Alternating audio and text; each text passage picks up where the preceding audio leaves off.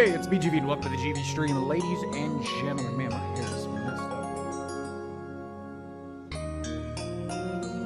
That's looking a little bit better. What's up, everybody? Welcome to the GV stream. Hello, hello, hello. We was going to be playing more Bloodborne. I was going to do some recording, but then I felt like streaming instead because I wanted to get some more Bloodborne practice or Bloodborne guides done. However, we was going to do a little bit of Magic the Gathering Arena, which hopefully captures.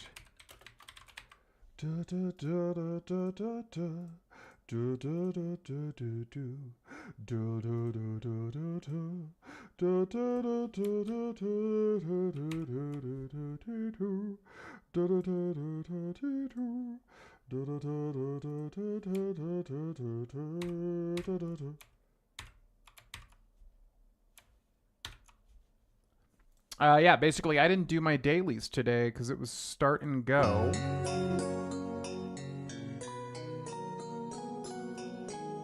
So we're going to do a little bit of Magic the Gathering Arena and basically use this as a tutorial for anybody that wants to get into Magic and doesn't really know how to play Magic the Gathering whatsoever.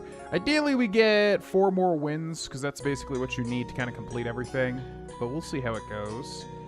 We're going to take a look at the daily specials in the store. Kayla's Reconstruction. Kayla's Command. Who's Kayla? Adeline Resplendent Cathar. Captain Sisay.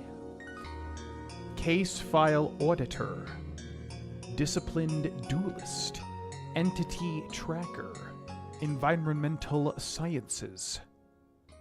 Okay.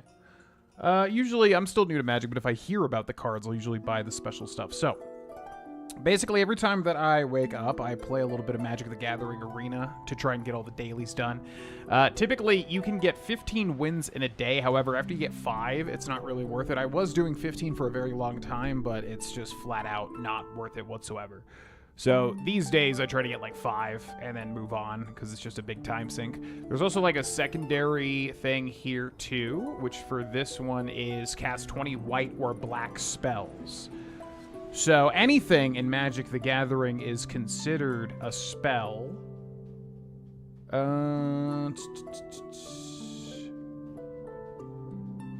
Yeah, and I also take a look at the events here too. So yeah, anything is considered a spell, which means we basically just want to do the starter deck duel, and we want to switch over to the Orzhov color combo, which is white and black Vampiric Hunger. And then we can do that. Obviously, if you have your own white or black decks too, that'll work. And then I basically just do this every single day. And I grind a little bit of gold each and every day. And that's what we're going to do to warm up, and then we'll get into Bloodborne after that. What's up, Josh? Welcome in. Hello again. Also, yes, I use the Kefka avatar from Final Fantasy VI. Okay. Let's also turn the audio up a little bit. Master, let's go like to there. So, typically, I never really mulligan just because, I don't know, once you start to lose card advantage, you're really getting screwed. This is not a great opening hand, though. However, we can go into Sanguine Siphoner immediately, which is okay as long as we draw other stuff. So I guess I'll say keep 7, because how it works is if you don't keep, then you have to drop off a card. You start to lose card advantage. Now, that's a good opening draw, but we don't have the mana to play it. So I'm going to open with the Orzhov Guild Gate, which gives you a white and a black. If you play it... Oh, let's turn that off. We'll keep all the other stuff. Okay, so he's playing probably like white-red. He's either playing white-green or white-red, because I know these starter decks like inside out. What's my best move here? Probably play the Swamp and then play the Sanguine Siphoner to go on curve with 2 mana.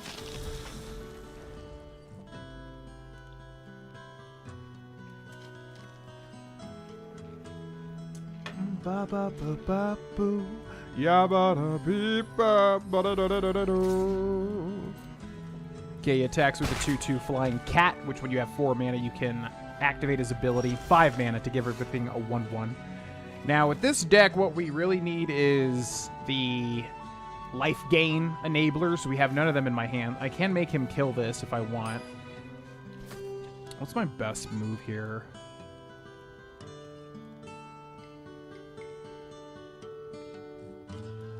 Do I just make him kill it? It's kind of weak, but we do have 2 Tributes to Hunger. So sure, I'll play a Swamp. Now we have 3 mana, so I'll play Tribute to Hunger, which forces my opponent to sacrifice a creature of his choosing, but he only has 1, so there's only 1 option. Unless he plays... Oh, that would be interesting. Yeah, oh, okay. So he countered it. Wait. Wait, what just...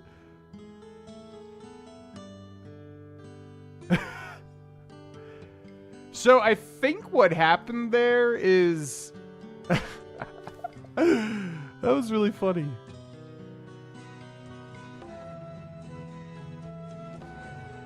I think I haven't even seen this interaction before. That's really weird. So I think what happened there is because specifically I forced him to sack a creature, he used a counter, an instant, to make it gain indestructible, but it doesn't matter if you're sacking a creature. It doesn't matter if they have indestructible. So that's really funny. I would have made that mistake too. Oh my god. It's actually, I've never seen that happen before. And I've played like 50,000 of these freaking games.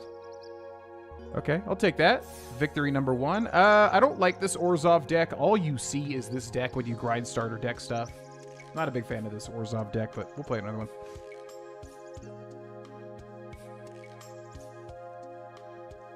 These types of games look like strategic fun, but they confuse me. Oh, God. Are you kidding me? Magic is so confusing.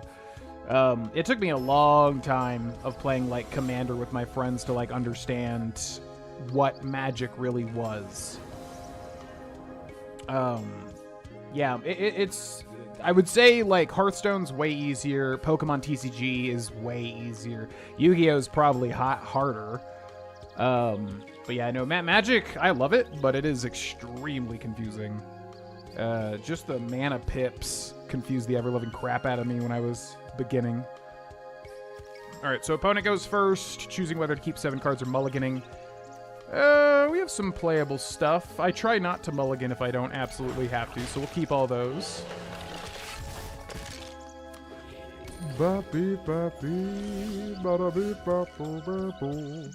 Alright, so we have a Plains and 3 Swamps to play. Nothing really to do, so we'll just develop the board with Swamp. Mooney the Bargler plays the Slumbering Cerberus, which is an interesting card. Basically, once it attacks, it never untaps, so it can't really do anything else again, unless something dies in either my turn or their turn. Then it untaps, so it rewards aggression because it has higher stats. It's a 4/2 compared to most other stats at a 2 mana cost. What do I want to do here? He's playing red-black, which means he's got stabs in his deck. So if I play this, he might get me here, but I think I gotta go for it because we don't really have anything else. So Ajani's Pride Mate is a kind of like snowballing card, which is what this black-white deck is for. You're kind of just trying to snowball certain creatures. So Ajani's Pride Mate gets 1/1 every time I gain life, which is kind of what this deck is all about. Okay, attacks, plays the Vampire Gourmand. Does he have a stab? No. So that's really good for us. Because if he had a stab, that would be really bad. So we got a couple of options here now. I could use Mortify to kill anything he has. I could try to bait him with a combat trick. I think that is what we'll do. I'm going to try to bait him here, so I'm going to attack with this guy, and he might go, oh, I should block it, because that's a good card to kill, even though his Vampire Gourmand would have to block it, and that's also a good card to have on the board. So he doesn't block it. Fair. So I deal 2 to his face. Then, yo, Jana Jax. Jana Jax coming in with the membership. Oh, hi. On YouTube. Thank you so much for the 15 months. Enjoy the early videos. I just uploaded one. Next Oblivion episode. Thank you for the membership. Thank you for the 15 months of support. Okay, so I have a couple of plays here. I can play the Dazzling Angel and set that up. He doesn't have removal, it seems like, so that's probably the best idea. So I'm going to play the Dazzling Angel. Flying 2/3. You can only kill a flying if it's got flying or reach. And then basically, whenever another creature enters, I gain a life, which then makes a Johnny's Pridemate go up a 1/1. This deck is honestly disgusting. I wouldn't even play it if it wasn't the daily challenge. I honestly hate this deck. It's like all you freaking see is this deck. So his Vampire Gourmand means he can attack and then sacrifice a creature on his board in order to draw a card and not be blockable, which is actually pretty good. Okay, this doesn't give me a life. I probably should still try to combat trick him.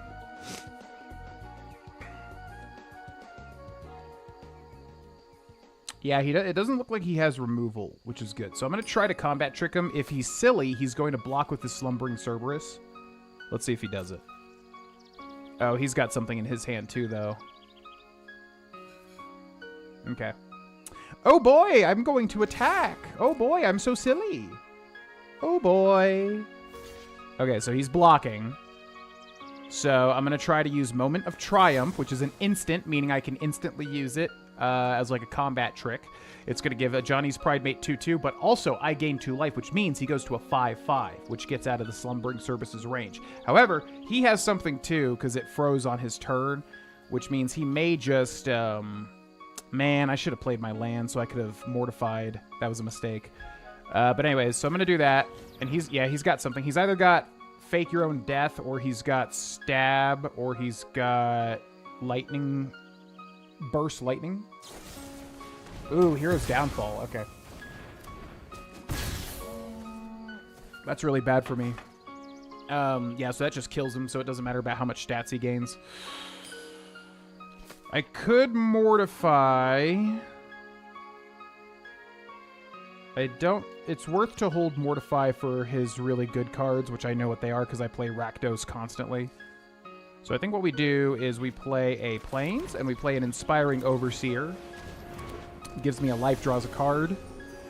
Also triggers Dazzling Angel as well. But just gaining life doesn't really do much. You have to, like, gain life and then have that affect your cards, you know? What's up, Ghost Ninja? Welcome in. Did you see the Pokemon stream earlier this morning? Gen 10 looks pretty cool. I picked up Fire Red on my Switch. Nice. No, I haven't watched the stream yet, but I did see kind of the reveal of Winds and Waves, and it looks really good. Yeah, I'm excited for it compared to, like, every other new Pokemon game that's come out. I have not been excited for a long time. Oh, boy, what do we want to do here? Kind of losing. We also have an odd amount of mana, too, which kind of sucks. Oh, wait, no. Yeah, that's kind of good. If we can survive one more turn, he's going to be able to deal 5, 6, 7. Yeah, I think we got to go aggressive here. So I'm going to play Cat Collector, which comes in with a food token. And every time I get a life, it spawns a 1/1 cat as well. Then I'm going to play Swamp, which will let me use that food token, which will heal me 3. I'm not going to attack because I need to block. I'm going to end the turn. Let's see what he does. He's got the Battlesong Berserker, which basically makes anything attack, and you need 2 blockers to block it. It also gives something 1 extra attack as well. So Rakdos is all about aggression, and Rakdos is black-red color combo.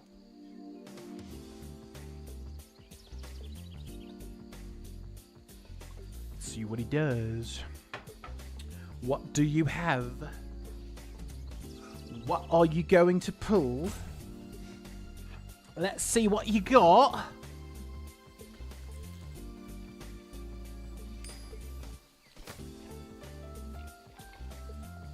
Unless he just left for some reason. He was definitely winning, I'd say. I would not have left had I been him. So we got this timer up here, so once that goes away,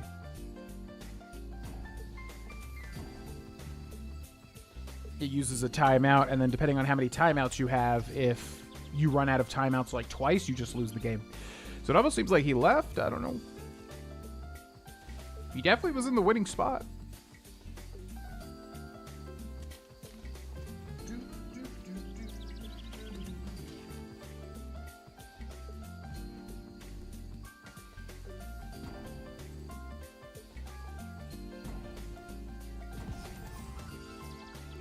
Did he go?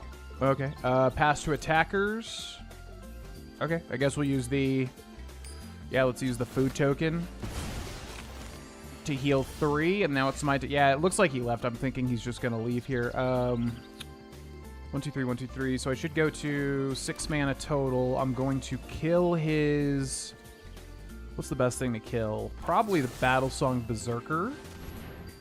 And now it's his chance to respond. So he's got something in his hand, but I don't know if he just left here.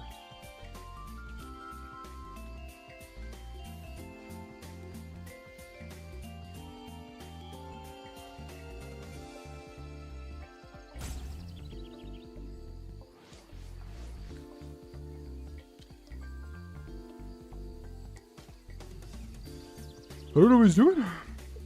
Oh, he's hovering his hand, so it looks like he's back. Fake your own death. Okay, so it dies and then comes back, and he also creates a treasure token. And treasure tokens let you basically use a mana of any color. So we're going to play Vampire Night Hawk, which has Death Touch. Anything that it touches will die. And then we get all this activation as well. Do I want to keep anything to block? I think we'd be a little aggressive here. Let's attack with our flyers. He's got nothing to block. A flyer. Are you relatively new with Magic the Gathering? Is it something you've been into for a while? At this point, probably, I would say, oh, God. Well. Yeah. Okay. That's terrible. That literally just killed me in one turn. Yeah, I play a lot of Rakdos, which is his deck. This card is probably my favorite card in Magic the Gathering Arena, honestly. Massacre Worm comes in, deals 2 to everything, or makes everything -2, -2. If it goes down to no health, then it dies. And then every time something dies, you lose 2 HP. This card is amazing. And basically him just playing that, having that in hand, just won him the game, I think. 5, 6, 7, 8, 9, 10. So he'll win if I don't block, which also sucks. Ugh. So basically have to block, but the game's over. I don't think there's anything I can do after that. Oh, and I die anyways because this died. Holy freaking crap, Lois. Yeah, the power of Massacre Worm. Massacre Worm is so strong.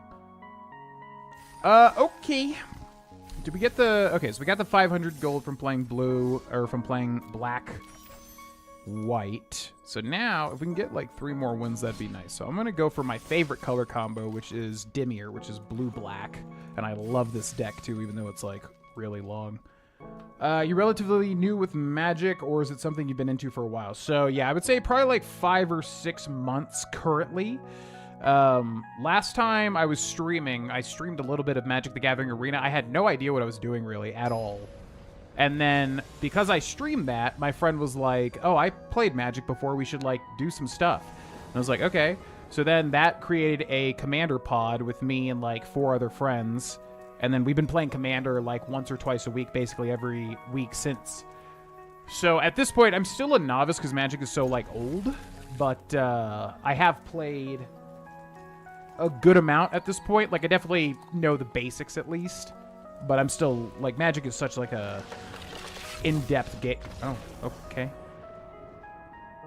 Magic is such an in-depth game that, like, you never really stop learning, I guess, unless you played, like, 10 years. All right. Free win. Sometimes that happens. I'll take that. Sure. Thank you. Okay, that means 2 more wins, and then we've got the 5 for the day. Basically.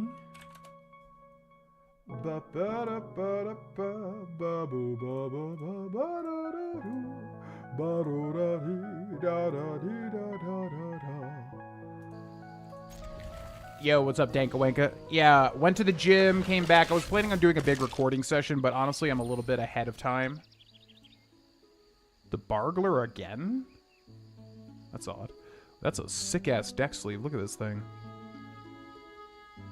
So it was a bit ahead of time, so I was like, you know what? Why don't we just stream and get some more progress done? So that is why we are live.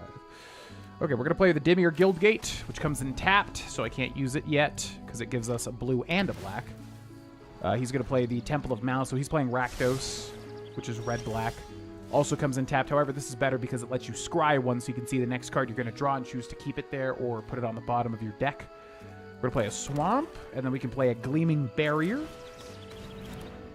Basically a 0/4 defender, which means it cannot attack, it can only block, but when it dies, it creates a treasure token, which lets me use any mana of any color. We're going to play an Island. This guy is one of my favorite cards in Arena. I love this guy, but if it gets removed, it's really bad. But you kind of want to get this guy out early, so we're going to play him. Basically, anytime anything dies, he can bring it back as a token, which is actually huge. There's some really great combos in this Dimir starting deck for that. He's coming at me with a 1/1. This thing comes back as a 1/1 flying bug. So I'm going to just block it with this because he might be trying to combat trick here. He's not, but he wants to attack because this deck is all about attacking, so he plays Perforating Artist, one of the best cards in the game too, or in the starter decks. Ooh, this actually might be really good. So I'm going to discard a card, which actually helps my deck because Dimir blue-black is all about kind of like discarding in the graveyard. So I'm going to discard Arbiter of Woe, who you want to bring back with the card Zombify, which we just drew. Look at that. But we don't have the mana for it. That sucks. Ah, man, if this guy didn't have Summoning Sickness, he would be able to pull him back too. Damn, man. Yeah, Zombify is amazing to pull out Arbiter of Woe. We're going to play Crow of Dark Tidings. Flyer to one that also mills 2 cards, so kills 2 cards there. Then we can use this guy's ability to bring back the Crow of Dark Tidings we just milled. So he comes in, he mills another 2 cards, and now he's a 2/1 token.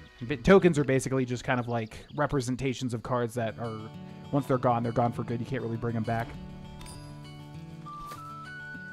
You know?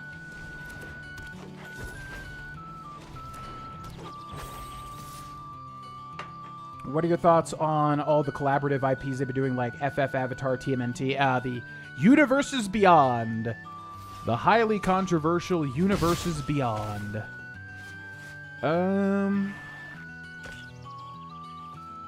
Ooh, this is a good play. So I'm going to sacrifice a non-land permanent. I'm going to sacrifice the Gleaming Barrier. That's going to go away. It's going to create a treasure token. Now, if I didn't draw a land, I would be able to use this to summon Zombify, or to play Zombify. So that's actually good. So I'm going to play my land for turn. You can play 1 land per turn, which increases your mana pool. Then, I'm going to play Zombify, and I'm going to bring back in Arbiter of Woe from my graveyard.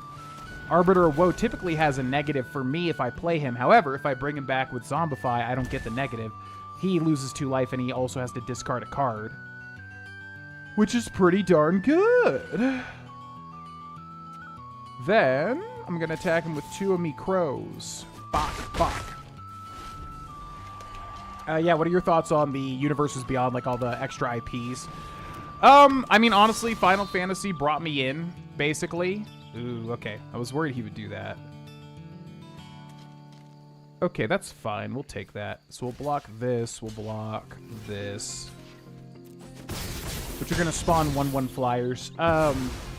Yeah, honestly, Final Fantasy got me into the property, so...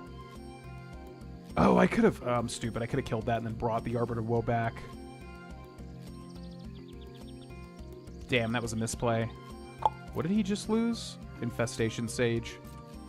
So I'll resolve these. I can bring back a... yeah, that kind of would be good, actually. Maybe. Yeah, I'll use his ability. I will bring back one of his Infestation Sages instead of my Crow. His thing triggers...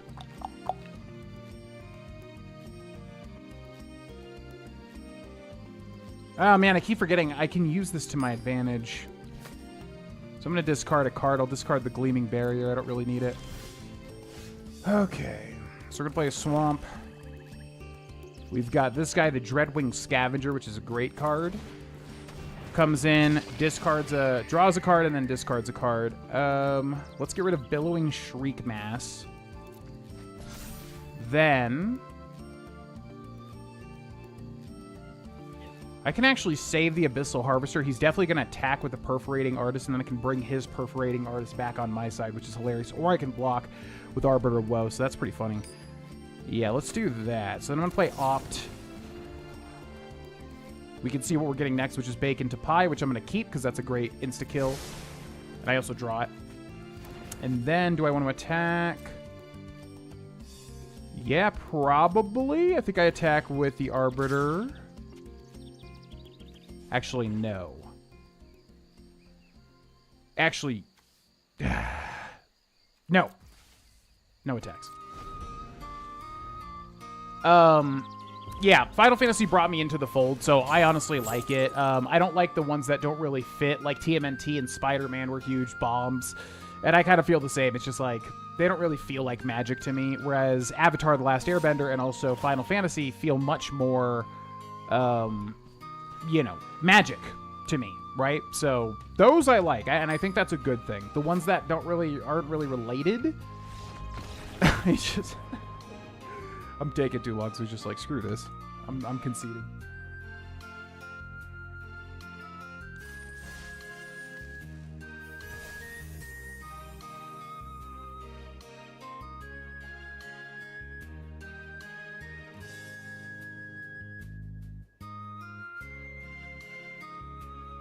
All right, someone's coming to pick something up in like 40 minutes or so, so I just got to do that when they're here. Okay. I don't know if I'm just taking too long because I'm talking to the chat and they're conceding because of that. We probably would have won that. Once you get Abyssal Harvester on the board and they don't take it out, you can do so much shit because you can just bring back stuff constantly. Anyways, yeah, I like it. I love Final Fantasy. I think it's good when it's related to Magic, when it's related to fantasy, when it's related to that sort of thing. I think it could be a very good thing. When it's just kind of ham-fisted in there like Spider-Man, like TMNT is a bit... I think, you know, it's like, it feels more, we're just trying to make it into Fortnite, which has been a big, you know, controversial thing for Magic players, because Magic players, I don't think, are the same demographic as, like, Fortnite, obviously. The Lord of the Rings is another good example of, like, that works. That, you know, that makes sense. Okay, we're playing Rakdos again, so let's play Dismal Blackwater. Same thing as the first land, just gives us 1 life as well. What's up, Pestilent? Welcome in. What do we got? Crow. We got a Stab, and we got an Op, so we definitely want to play maybe a Swamp. Pass turn. We've got 2 floating mana open. So we'll see what he plays first. He plays 3 mana total. I'm going to trick him by making him think that I don't have anything. I'm going to play my Opt on his turn. So he's got something in his hand too. We can see what we're going to get next. We don't really need a land right now, so I'm going to put that in the graveyard. We're going to draw the next card, which is a land. Okay. We'll pass to attackers. He attacks with the Infestation Sage.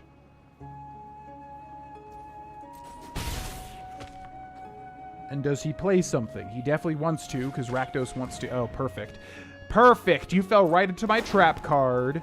Seer Slicer Goblin, when he plays it, if he attacks, it spawns a 1/1 Goblin, and it gets out of hand because it keeps spawning them. However, I was holding mana, and I have Stab. Target creature gets -2, -2. So his Seer Slicer gets eradicated before it can trigger its effect. Goodbye! And we're going to play our Island for turn, then we're going to play... I guess Kiora the Rising Tide. He has something in hand, right? But this is the type of card it's like, you got to play it anyways. He's probably just going to kill this, but whatever. So Kiora the Rising Tide comes in. I draw 2, and then I get rid of 2. So let's get rid of Inspiration from Beyond, which has flashback, meaning I can play it even if it's in my graveyard, although it's extremely costly. And then... I don't have a lot of good targets here to get rid of, but I guess I'll play... Get rid of Crow of Dark Tidings. Now, she's got Threshold, so basically if this 4 goes to 7, and then she attacks, she summons a 8/8 Octopus Gigantic Token. So that's what you want her to do.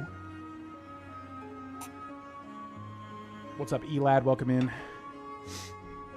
Now, he definitely wants me to block this, because he's going to try to combat trick me, but I'm going to say no blocks. SpongeBob. Yeah, it's whatever. I just, ooh. Alessia who laughs at fate. Ooh, okay. Ooh, that sucks. So, Alessia who laughs at fate is an insta-kill. This thing is basically massively strong for this deck. Every time she attacks, she gains an attack, and then whatever her attack is, it'll bring back something that's dead with that attack as its mana cost. So we have to get rid of that. I could do something really funny.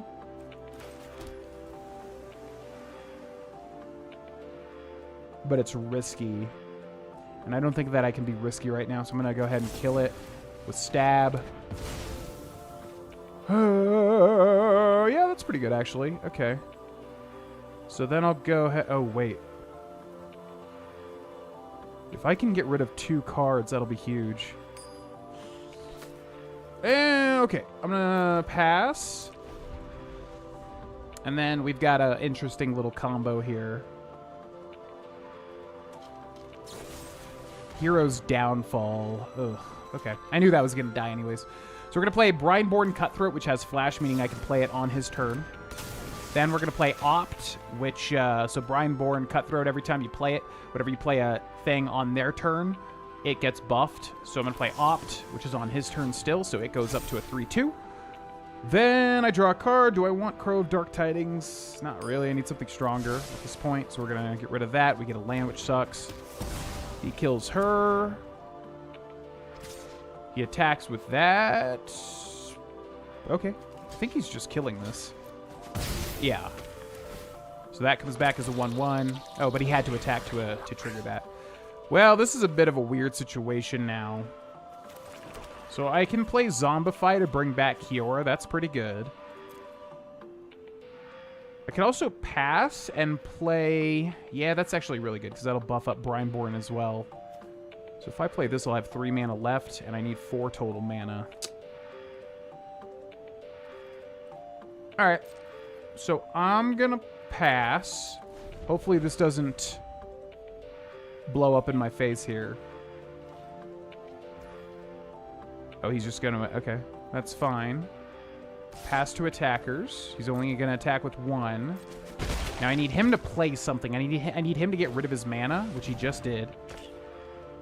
Beautiful. Okay, so then I'm gonna use Bacon to Pie on a Seer Slicer Goblin, killing it, also buffing my Brineborn Cutthroat, giving me a food token. He plays this guy, which basically exiles the top 2 cards, and then he can play one during his next turn. We can also see what it is. It's Hero's Downfall, which means he's going to try to kill whatever I play. Okay. It's kind of an annoying game here. So I can't play Kiora because he's just going to kill it with Hero's Downfall. And he's going to kill this next turn anyways.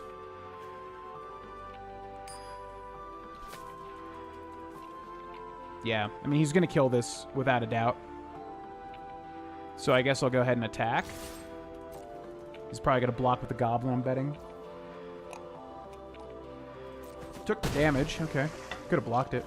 Going to play Gleaming Barrier. I'm going to pop my food. And he's going to have to use this or else it goes away, which means he's going to definitely want to kill my Brineborn. What do you play? Land? Attacking with everybody. So I guess I'll block his strong box. Which then will give me a treasure token.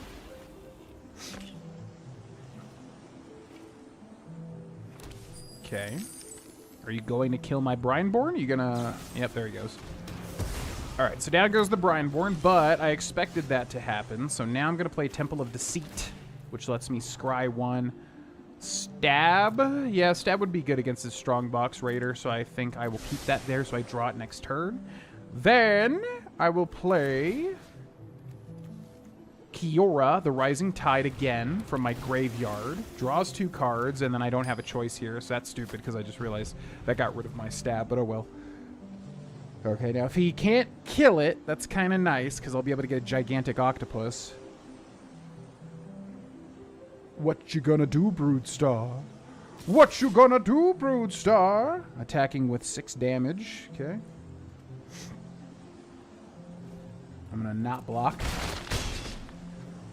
So if I was gonna block there, that's called chump blocking because it just kills this, and then I'm basically there's not really a point because I'm just like I block the damage, but now I don't have a board state, you know. Hoo boy. All right. So I'm gonna play the island. I'm going to play Inspiration from Beyond. Mills 3 cards into my graveyard. Then I can bring back a sorcery or an instant. I have 1 floating mana. No, I have 2 floating mana with the treasure. So I can bring back Stab and kill one of his targets that has 2 HP, such as the Slumbering Cerberus. Which probably would be good because then he's forced to block with the Goblin Borders if he does want to block. So yes, I think I'm going to bring back Stab. Then I'm going to use Stab on a Slumbering Cerberus, killing it. Then I'm going to attack with Kiora, which if you have at least 7 cards in your graveyard, when you attack with her, she can spawn an 8/8 blue octopus. So there he is. Pretty big.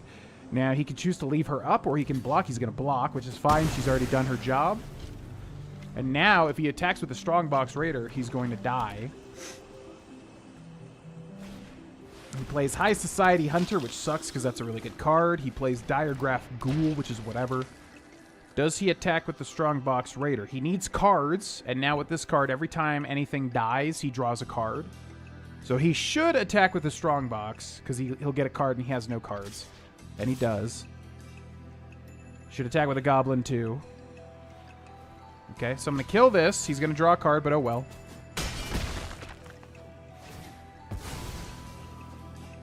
Okay. Oh my god, I'm getting mana flooded, which happens to me so often, man. Basically, you just keep drawing lands. This is the one thing. Like, I think Magic is super well designed, but this is the one thing that is so annoying about Magic is, like, your mana system is every time you draw a land, you can play 1 land per turn. But if you only draw lands, you're done. Like, there's nothing you can do. It's so frustrating. So I'll play that. I only have 1 option, so I'll play Inspiration from Beyond. Got 3 floating mana, but I need 4 to kill his flyer, so that's really annoying.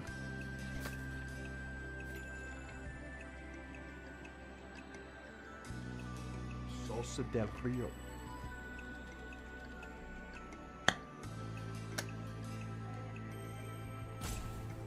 I'll try some later. Yeah. Smells good.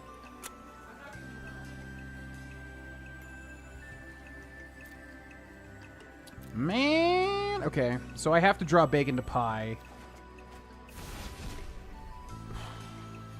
Should I attack? He's going to take 8 to the face. He's definitely going to attack me with 5, 6, 7, 8, 9.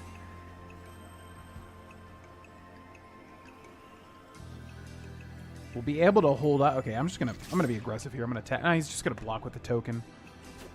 He doesn't block with the token, surprisingly. Okay.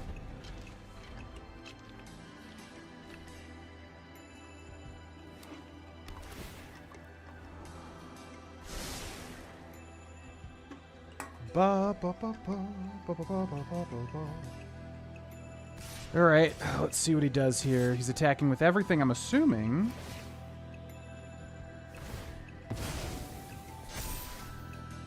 Okay, and also this thing, when you attack, you can sacrifice 1 thing to buff it up by 6.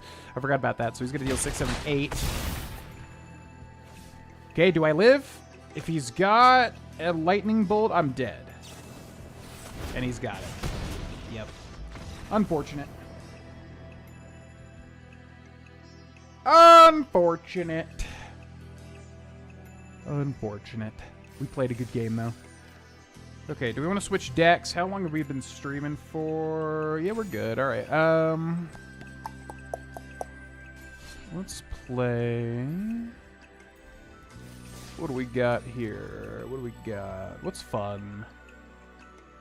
Yeah, we could play Rakdos. I play a lot of Rakdos. Let's do that, and I gotta go grab a paper towel real quick. I'll be right back.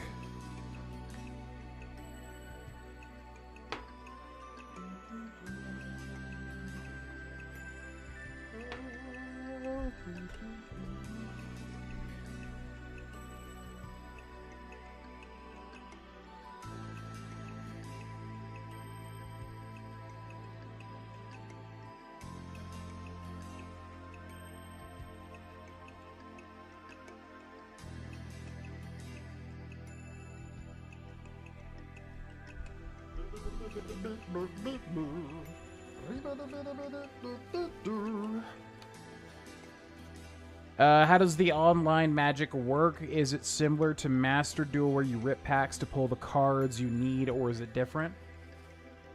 Yeah, you basically get gold, and then you can, like, buy packs in the shop in order to get your stuff. Magic's weird, because Magic... Like, I've never played a card game like Magic before, where it's not really about collecting, it's more so about, yeah, what you can play with. But yeah. Yeah, you basically just get gold through stuff, and then you can open packs like normal. I could open a pack after this, see if we get anything good. But it sucks because, like, Magic just... I don't know, there's nothing like... There's no, like, big moments. There is in person when you pull something, but on Arena, there's not, like, a big, like, oh my god! It doesn't really happen. What is going on to... Also, why does everybody have the Bargler title? It's really weird that we got free wins like twice or 3 times, and then also everyone has that Bargler subtitle. I don't understand what's going on. Oh my god, I have like 11... I have 1,100 wins here. Alright, well, let's try that again. That was lame.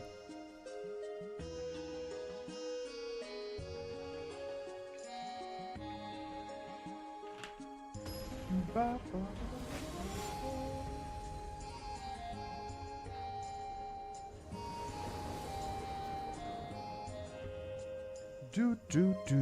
What the hell? Only lands, huh? Okay.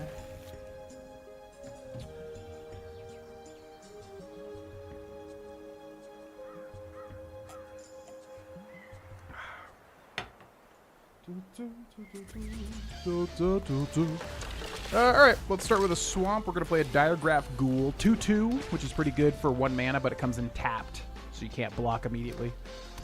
Plays a forest, plays a mild-mannered librarian. Yeah, let's play a mountain. We're going to play a slumbering Cerberus.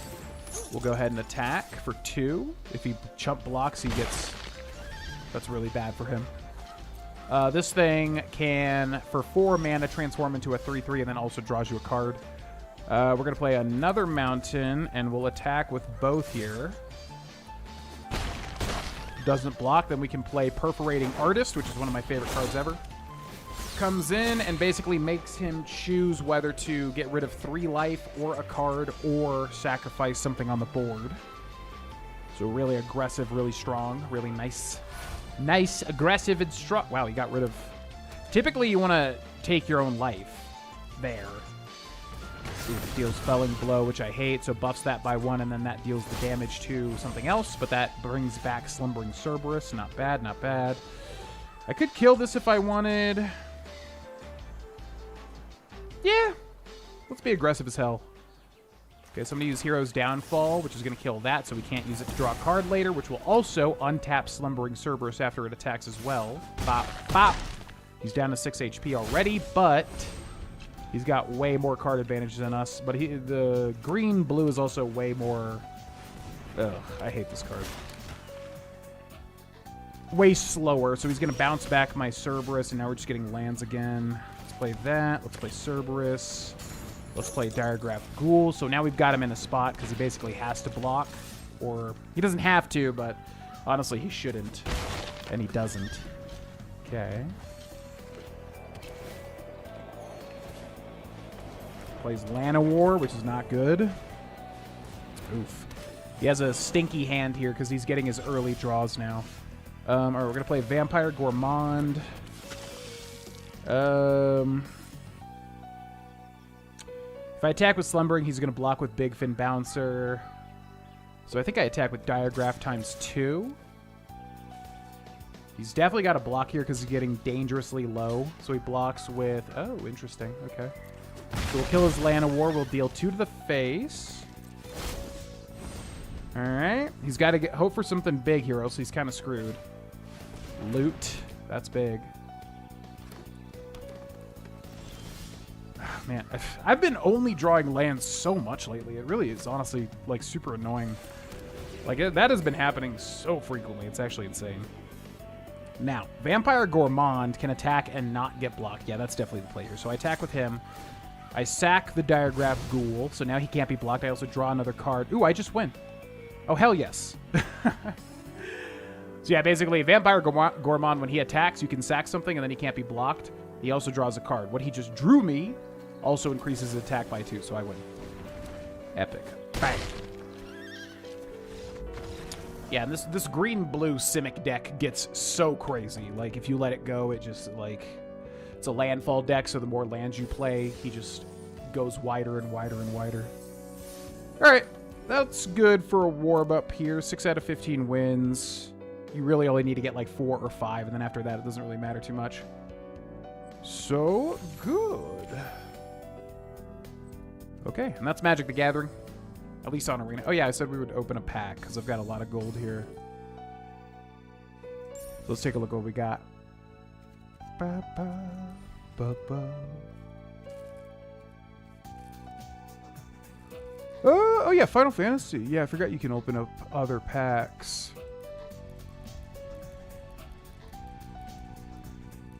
Oh my god, you can go really far. Yeah, these are only packs I've heard about. Let's open Final Fantasy. Let's see what we get. Magic the Gathering and Final Fantasy. We'll open up a Mythic as well. Nah, we'll open up a normal pack. See what we get here. Ba ba do ba dee ba ba ba.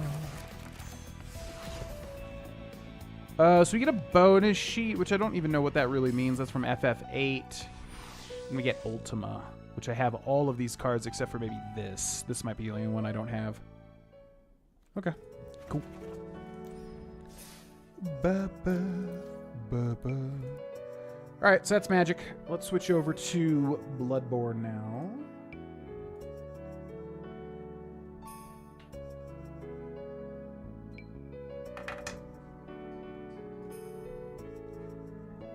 Do, do, do, do, do.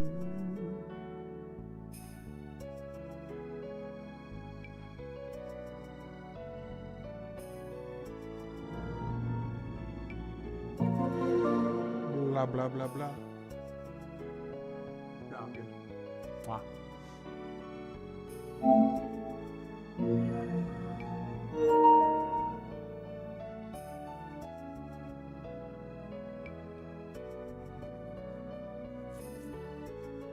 Do, do, do, do, do, do, do, do, do, do, do, do, do.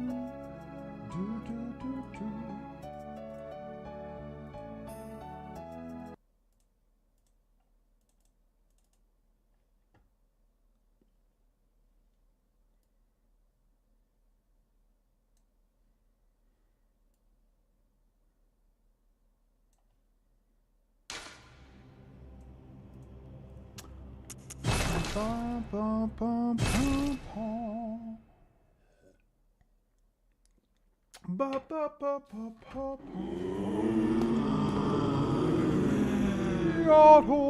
Oh my god, we have so many blood echoes. Alrighty, so welcome back to Bloodborne, ladies and gentlemen, where we last left off. We are guiding the game, and we just killed the Shadow of Yarnum, which is actually like 3 shadows, basically.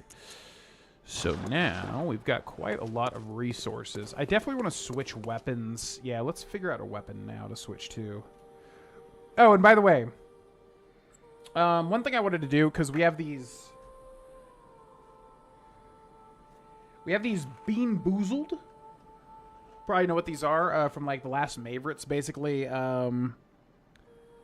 Yeah, it's like nasty, disgusting things, but also really tasty jelly beans, and you spin a thing, and you can either get one or the other, pretty much.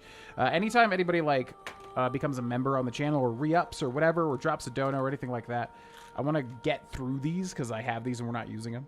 So we'll do that as like a little bonus. So thanks again to Janajax for the 15 months of being a member. We're going to spin this little wheel here. Oh, that was a good spin.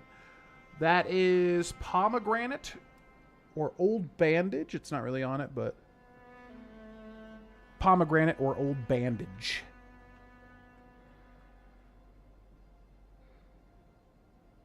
I'm wondering if this is the person I was waiting for. Hold on one second.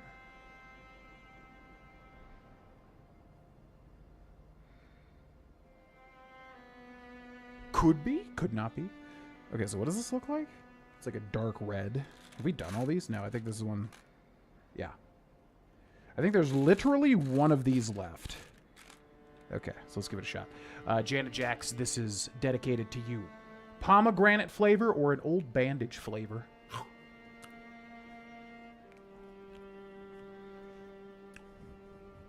That's pomegranate, baby. That's the power of pomegranate, baby. Hell yeah, I'll take that. Beautiful. How many calories are these? About 3 servings. Serving size 27 pieces. 110.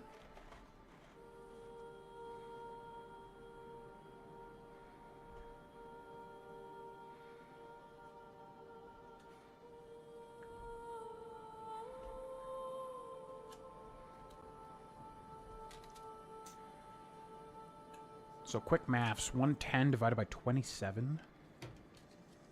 Yeah, yeah, yeah, yeah. Yeah, yeah, yeah, yeah, yeah, yeah, yeah.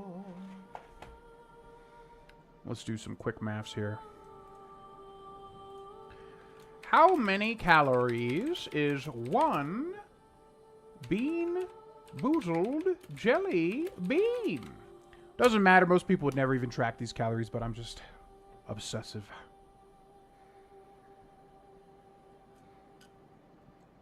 4 calories. 4 calories a bean. I was actually really close to like not counting calories anymore, but then I gained weight like for 4 weeks in a row. And I was like, oh shit. Okay, never mind. Let's go back.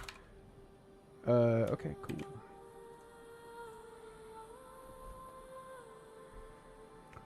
All right.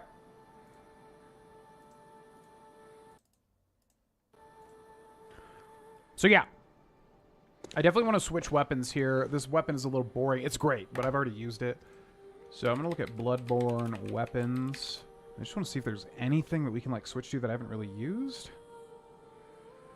Amygdalin Arm is kind of like New Game Plus. Beast Claw is interesting. Yeah, but we have to use a weapon that like a normal person playing the game would use. Oh, they might actually be here. 1 second. Oh, okay.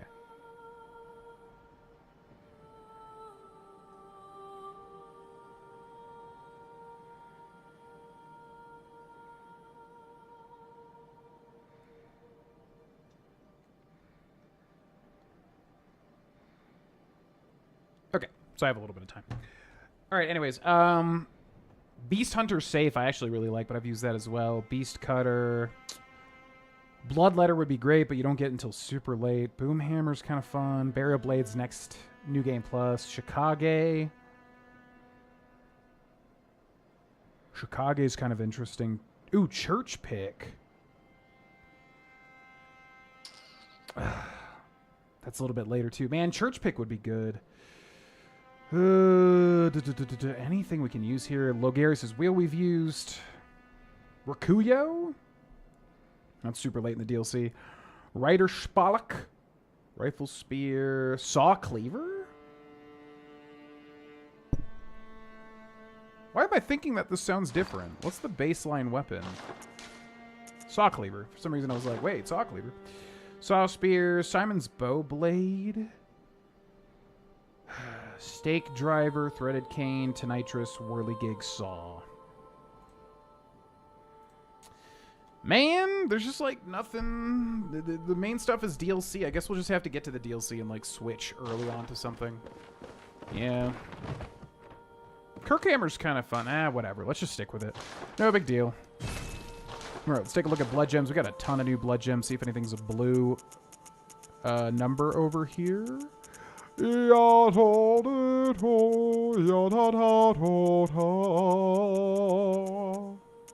Okay, nope, nothing there. Let's go over here. What do we got? Visceral attacks restore. Oh, that one's big. Yeah, that one's not bad. Impurity, Communion, Max Vials held up +1 does not matter at all. Visceral attacks restore 200 HP is huge. That's actually super nice. Bolt damage, slow poison resistance, temporary boost to transform. Max HP is also nice. More echoes from slain enemies. Max Quicksilver bullets held up +4. Probably not going to use that much, I think. Stamina +10% is probably better there. Yeah. Okay. Let's go check the Insight store, too. Ya pa pi pa. Ya pa pa pa pa. Ya pa pa pa. Ya pa pa pa pa pa. Okay, let's go here. I'd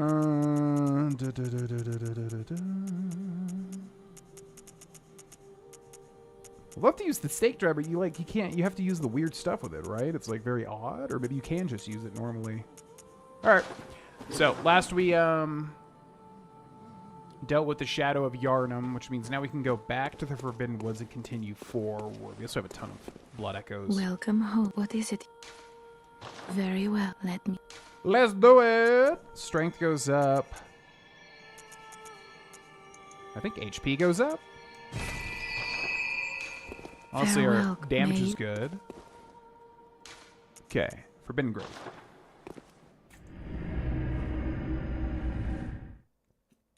You came up with 4. Oh, calories, yeah. Yeah, thank you for blessing the run and giving me an actual pomegranate. No more pomegranates! Okay, so there's tons of stuff back there that we didn't do in the Forbidden Woods specifically, but I just don't like doing it, so we're going to move on. It's really kind of annoying exploring that area. Woo! Oh,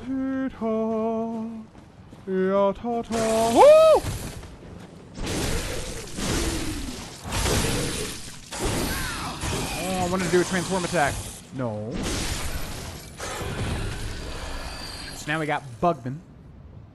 What's up, Arpiazza? The big wheel is Logarius's Wheel, which we have done a full playthrough with Logarius's Wheel, and that's one of those that's just a little too out there. Whenever I guide a game, I try to keep it like, you know, something basic, relatively basic, a sword or a club or something, just so that whoever's watching the guide can like emulate it. But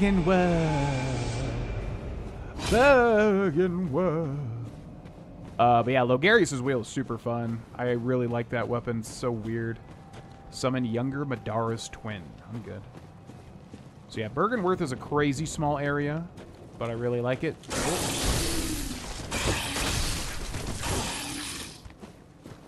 Hit me? The hell? Here, hit me. Hit me. Gotcha. Gotcha. So yeah, that visceral attacks restore HP is super duper good, because basically you can just, if you go for a lot of parries, you can get back to full HP all the time. Hi-ya!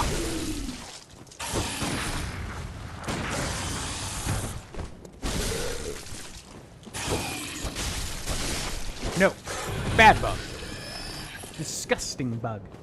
With how many years it's been, GV are cooked and never getting a Bloodborne remaster. It would look so amazing on PS5 with updated graphics and 60 FPS. I really don't know. I mean, if they did anything with the Bloodborne IP at all, it would literally drive so much hype and like be so explosive on the internet that it's just like, there's got to be another thing. There's got to be some hang up with like the rights with From Software and Sony. There just has to be something weird going on, I have to assume, because like, yeah, it's free money. Everybody wants it. You know, I mean, it's gonna like literally market itself. I don't know why they haven't done. It's such a cool world that really could be expanded upon. There's so many things you could do. It's literally like a perfect sequel to make on like almost every level. So yeah, the only thing that I can think is that there just has to be some hang up with the rights or something, or maybe it's still in the works and we just don't know anything about it yet. Unless they literally just do not want to make a Bloodborne 2 or something like that, which is fair enough, but obviously everybody wants it. Whoop! Whoop! Oh, you just just don't stagger, huh? Right, so if he hits you with that, he stuns you, then he sucks the inside out of your brain. This guy is super weak to thrust attacks, I realize now. Come on, man. Come on. Come on over here. Come on over here. Got a thrust for ya. Yeah! You little fool. How dare you think you can row with me? Random thought, but this game is overall better sound quality than Elden Ring somehow. Elden Ring sounds more compressed. Also, I think this is best overall OST. Yeah, I don't know about the sound quality. I don't know enough about that, honestly, but the sound design of Bloodborne I love to death. OST-wise, you know, everyone always mentions the OSTs of these games, and I feel like I'm always just too distracted with what's going on to, like, ever pay attention. When I do pay attention, I listen to it. Yeah, it's amazing, obviously, but I just feel like I'm always so focused on the gameplay, I never even can, like, really listen to the OSTs, you know what I mean? Ba ba ba ba ba ba ba ba ba ba. Hello. Oh god. Oh god. All right. Okay. All right. All right. Okay. All right. We're gonna get out of here. There's the frenzy pop. Okay. Oh god. All right. Okay. Okay. All right. Okay. All right. Come on down here.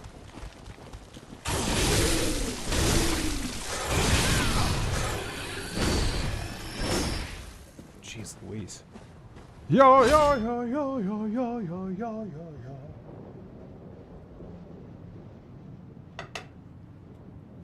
Okay. Yeah, Bergenworth, really tiny area, but very memorable. It's, as far as lore goes, it's basically like where they research things that they shouldn't have, I guess. I don't know. And yeah, discovered things best left. Whoop. Best left undiscovered. All right, this thing's crazy. Look at this thing. There's like only one of these in the entire game, by the way. As far as I know. Yeah, yeah, yeah, yeah, yeah, yeah, yeah, yeah, yeah. My god, it has like 15,000 HP too. I'm like literally stuck inside of it. No joke, I am literally stuck inside this thing. Yeah. Fun fact, there's like a skip that speedrunners do where they basically like run down here and they run like into or past that creature. I think there's like a divot in the ground, like maybe this thing right here. There's some sort of divot in the ground where they like hit it and then they turn left and they jump into that lake right there. And it like basically skips this whole section, which is not a long section, but like that's how you speed run that part. Oh no, you son of a ba ba ba ba ba ba ba ba ba. Bam! Yeah, that's a transform attack. Next boss, yeah, lore-wise is cool. I actually hate this boss mechanically. It's so freaking annoying to deal with. But yeah, what it represents and all that stuff, it's great. It's just annoying as hell.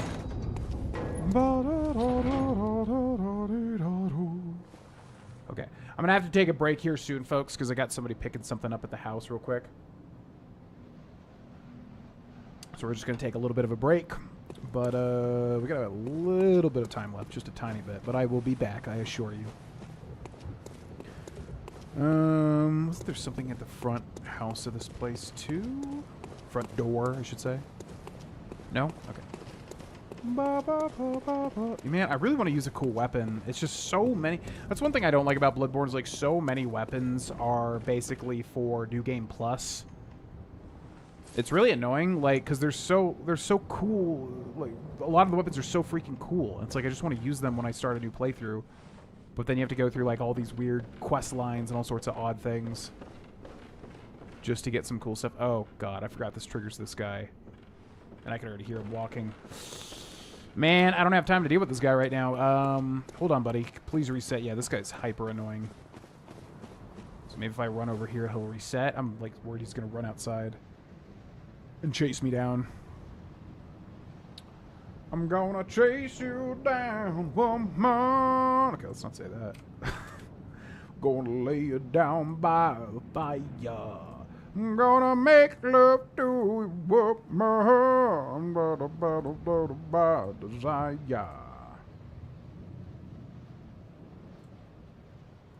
Yeah, right. I'm going to take a little bit of a break here, folks. I will return. I'm not sure how long this will take. It shouldn't be long, hopefully. But, yeah, I just got to meet somebody real quick. So I will be right back. Thanks for watching.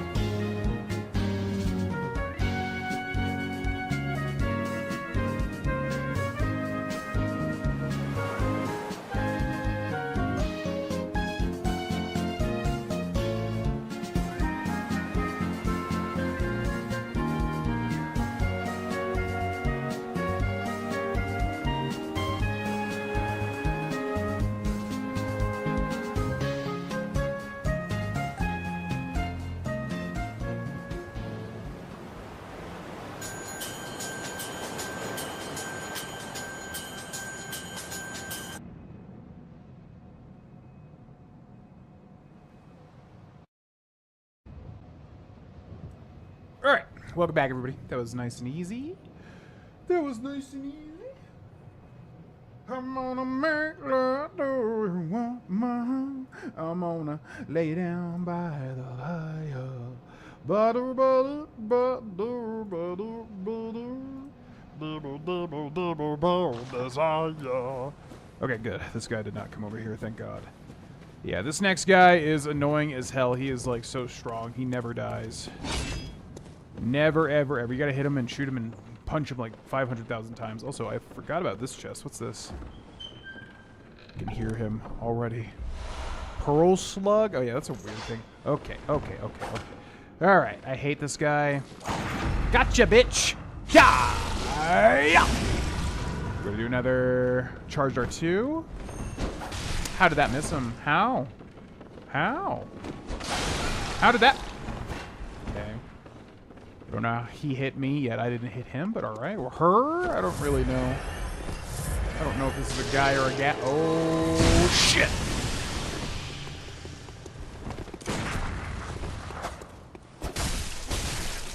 Let's do a transform. Oh, no. Okay. Oh. All right, let's go back in here real quick. Yeah, it's the type of thing where you gotta just whittle him down because he has so much HP. I'm gonna do a charged R2. Okay, pretty good, pretty good. Let's back up a little bit. They also can do that. What do you call it? Eldritch attack. Arcane. Let's try to parry him. Come on. Come on. Come on. Ooh. Ooh. Gotcha. I gotcha. Charge R2. Bop. Let's back up a little bit. See, like, I wouldn't mind these fights so much if they just took more damage. Like, it feels like every time you hit them, you're hitting them with a pool noodle, you know? Which is what's annoying. It's definitely a woman, by the way. Whoop. Gotcha. Whoop. Yep. All right, one more R2. Hi-ya. They're literally one shot. Come on. How are you still alive? For the love of all that is God, please. Can't even see their health bar, yet they're still kicking. Blue elixir, which I think makes you look not as like visible. You look kind of invisible. It's like a weird Dark Souls thing they always do, basically.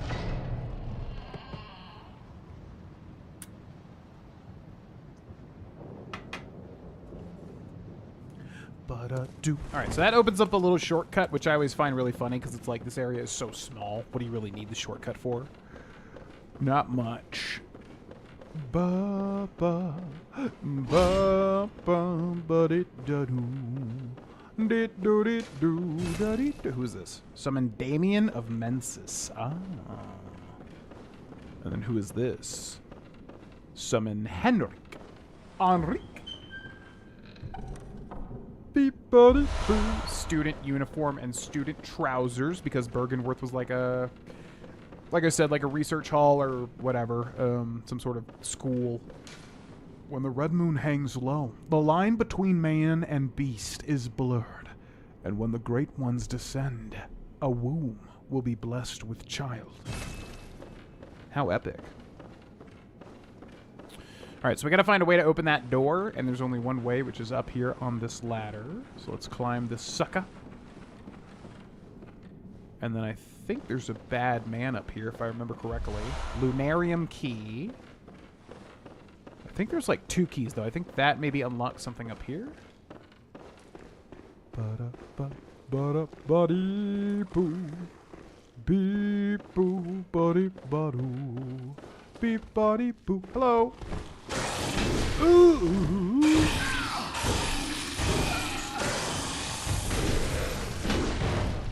Like fell down the middle of it. Okay. Plunging attack. Whap!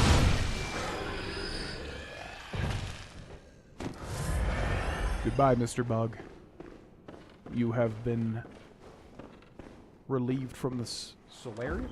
Whatever you would call this thing. You've been relieved from the attic.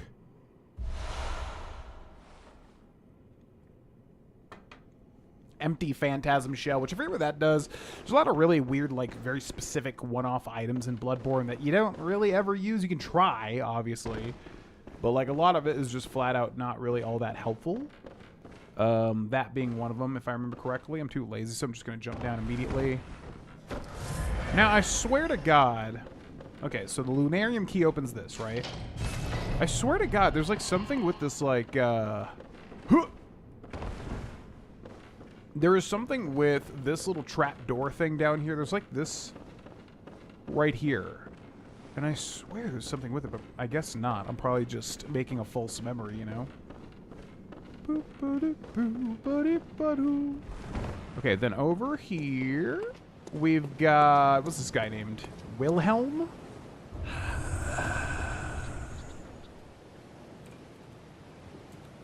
Yeah? Oh. Uh-huh.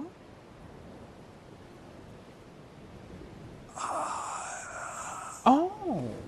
I think, so he, like, points over there to kind of give you a hint, but also I think you just kill him. There's no downside to it. Outside of roleplay.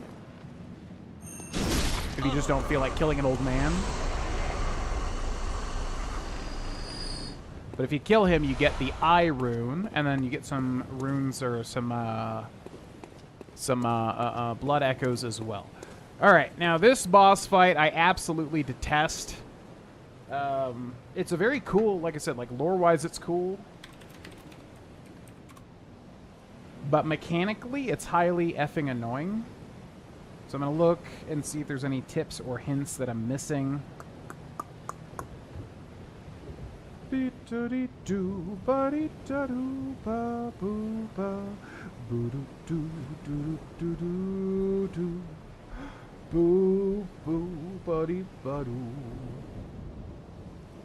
Shaman bone blades can be somewhat effective on the spiderlings. Yeah, it makes sense, but Ram is a minor weakness to arcane and fire, but is very weak to bolt. Oh. Arcane damage reduction attire, such as the Tomb Prospector set, the highly effective, or better is highly effective. Arcane damage reduction attire, yep, said that. When fighting Ram and other spiderlings alone, carefully eliminate the smaller enemies and only attack Ram with melee when it's safe. Body hits deal more damage to Ram than head strikes, yep. If summoning help, cooperators will be blocked by fog. Okay. Ram takes damage during teleportation. Use strong attacks R2 for extra damage. And you can actually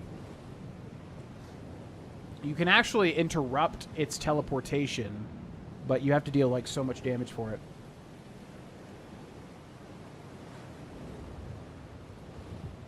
Ram teleports twice after taking enough damage. Kill the smaller spiders first as they can stun lock and kill you.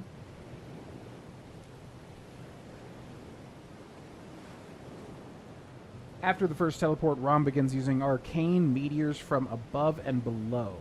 After the first. Run towards her to dodge the meteors and back off to avoid ground-based ones? Huh, I never tried running towards her. In the final stage, Ram gains new moves, including an explosion attack. To avoid Ram's ice attack, run towards her with a slight left slant. Bait the attack, then run in, strike once, and then retreat. In co-op, blah, blah, blah, blah, blah, blah. Okay, so yeah, I mean, it's pretty exactly what you would expect, basically. Ba-da-boo, ba-doo, ba-doo, boo. I probably, honestly, could just guide this now, because I know exactly what to expect here. Is there anything that I can slot to help me? Because this fight's so annoying. Yosefka's Blood Vial. Sure. Anything else? Sedative, which is for Frenzy. Lead Elixir. Shifts weight. Makes you really heavy. Molotovs. Bolt Paper. Which... I don't even remember if you can actually apply this to Ludwig's Holy Blade. Maybe. So we'll put that there. Okay. Can you apply this to Ludwig's Holy Blade? I forget. Oh, you can. Ooh. That's huge. All right. Okay. Yeah, I honestly feel like I could just guide this immediately. There's not really any crazy tips or anything. The only thing is if you can stop its teleportation, it's super nice, but it's not guaranteed. Alright, so we're going to guide Rom the Vacuous Spider. see you all after that. Do do do do do do do do do do do do. Beep ba da boo ba dee ba da ba ba ba ba da ba ba ba ba ba ba. 1, 2, 3, exit. Hey, it's me, GV, and welcome back to another Bloodborne boss guide. Ladies and gentlemen, we got Rom, the Vacuous Spider. This one is at the top of Bergenworth. If you don't know, you need to get to the top of this area after the Shadow of Yarnum, and then basically fall off of this right here, and you enter the fight. Now, Rom the Vacuous Spider is weak to Bolt, so I have Bolt Paper. However, I don't like to use consumables in my guides just because, you know, someone out there is not going to have it. So, yeah, you know, well, I've got it slotted in case we want to use it. Also, I am using the Ludwig's Holy Blade +6, same thing that I used last time for the Shadow of Yarnum fight. And then that's about it. This boss is all about killing the spiders that it surrounds itself with and then going for the kill. It's really a gimmick fight. It's really annoying. I honestly don't like this fight at all because, you know, the spiders do way too much damage. They, like, dive bomb you and deal way too much damage. So this really comes down to, like, slow and steady wins the race. Kill all the little spiders, get in, deal as much damage as possible, rinse and repeat. So with that all being said, I think we'll just go for it, and we'll talk about other tips as we do it. Let's go! Whee! Okay, the Moonside Lake. So there is Rom the Vacuous Spider. And yeah, this is a test of patience, is what this is. We're going to do a charge attack here. Bam! Rom the Vacuous. And then it summons all these little spiders. Now, you want a fast attacking weapon. You want to always be moving. You want to slash at their backs and their sides, as you can see here. If you don't always move, these spiders will dive bomb you and deal insane damage. It's actually ludicrous how much damage that these spiders will deal to you. So as you can see, slowly but surely, walking around, slashing at them. Bop, bop. Don't get greedy. That's the whole point of this fight, is to not get greedy. Now, we're going to go towards Rom, who does nothing. 1, 2, 3. I want to do a transform attack there. 1, 2, 3. Transform attack. We don't want to hit its head. We want to hit its side. 1, 2, 3. It's kind of backing away really annoyingly. 1, 2, and then transform attack. Ooh, nice. Wow, I did not expect that to happen. Yeah. Okay, so you can deal damage while it's teleporting, just like that one boss in Dark Souls 1, the optional boss. Okay, now the hard part starts because it's going to start doing magical attacks. So we have to be careful about its long-range magical attacks. It gets up on one thing. We're going to run just like that. And we're going to take care of the spiders like before. Bam, bam. It's good to know how many hits it takes to kill a spider. As soon as it gets up, just sprint in a direction just like that. Bam, bam. We're going to watch Rom at all times. Now, if you have an opening, you can get in there, by the way, like this right here. But it's going to do an attack right here, so we're going to back away. Oof. Got clipped by it. Yeah, so basically, after the second phase starts, it's going to be able to do some magical attacks. Oh, not good. So that right there is a perfect example of, like, everything could be going amazing, and then one little thing can get you killed. It's so annoying, but that's how this fight is. All right, so yeah, we're going to cut these guys down. He's going to roll over. He's going to do an AoE there, but we're not even close to him, so it doesn't matter. That's basically all 3 of Rom's attacks. You saw all of them so far. Okay, bam, bam. Gets up, so that means we're going to run. Wait for the attack to end, and that's it. Just like that. Now he's going to dive bomb. Bam, bam.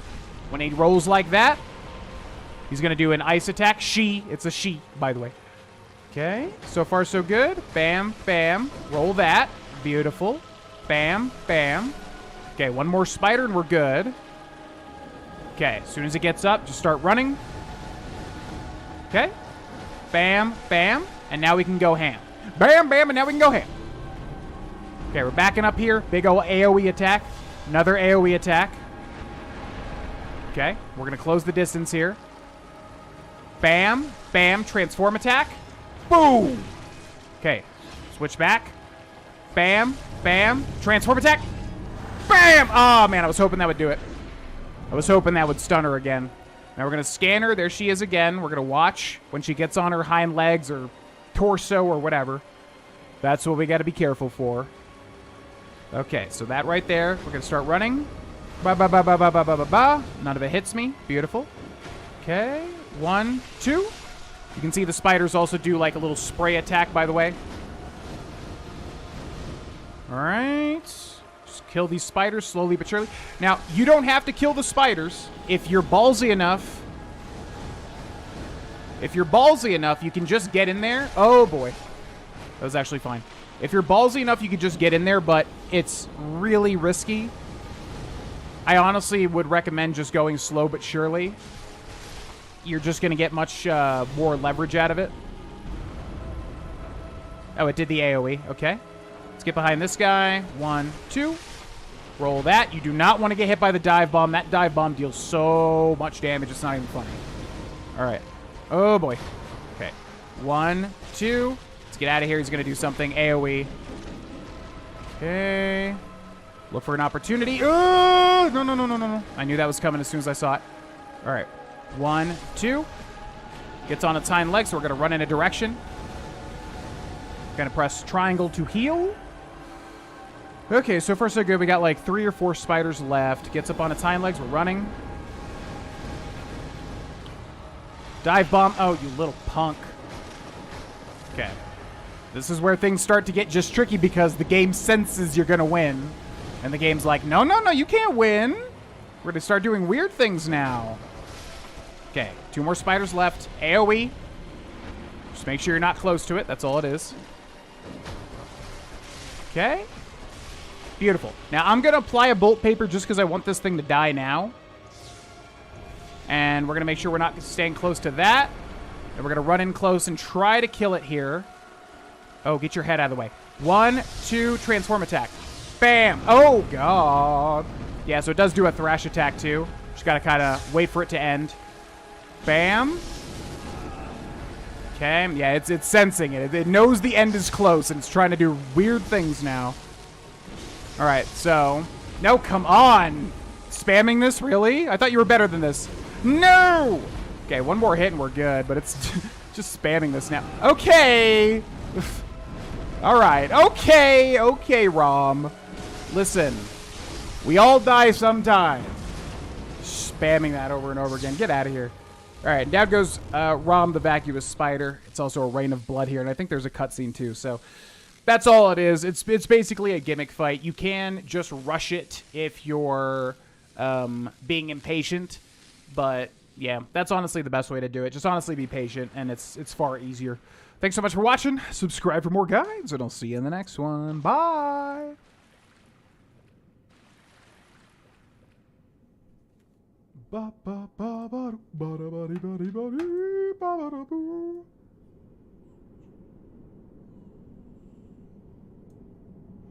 Okay, not bad, not bad. Gotta name these files or I'll forget about it.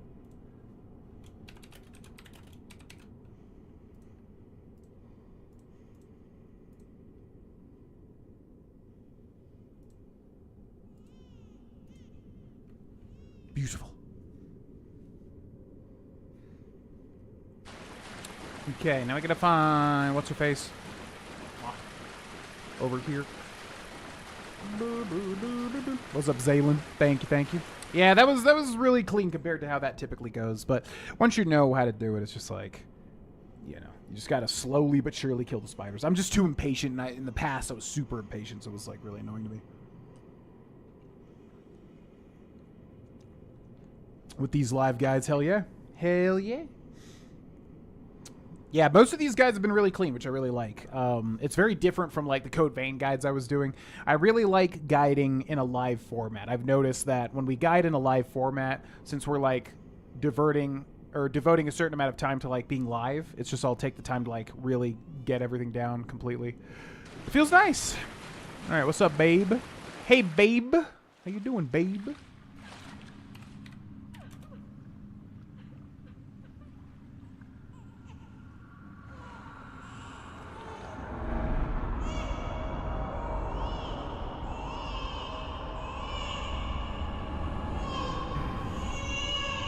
That's a big old blood moon. That's like a big old blood moon. I sound like a Zelda character.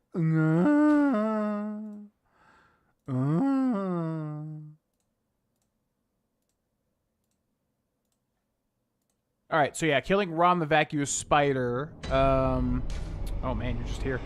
Ritual secret broken. Seek the nightmare newborn. Which it's so funny, like playing through this game again. It's like, huh? Like playing through this the first time. How would you ever know? Wait.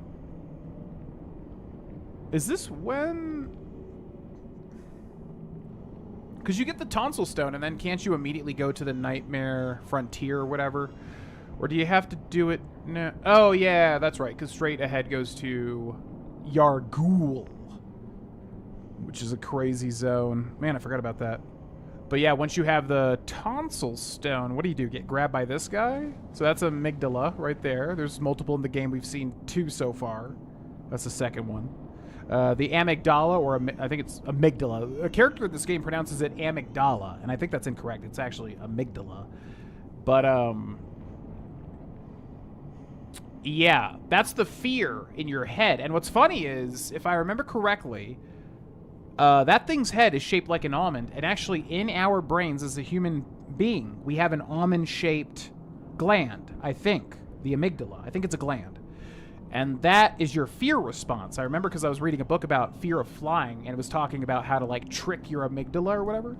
It's really interesting. But, yeah, that's like a literal physical representation of fear. But also, it's got the almond-shaped head, which is really cool. Okay, so now a lot of things change. This is basically the next phase change, and this is also the big one too. This is like once you kill Rom, the veil is lifted on the world, and you kind of realize like all the eldritch horror things happening basically. So I'm trying to remember what to do. There's, speaking of amygdala, there's another boss we can do. Let's go back. Yeah.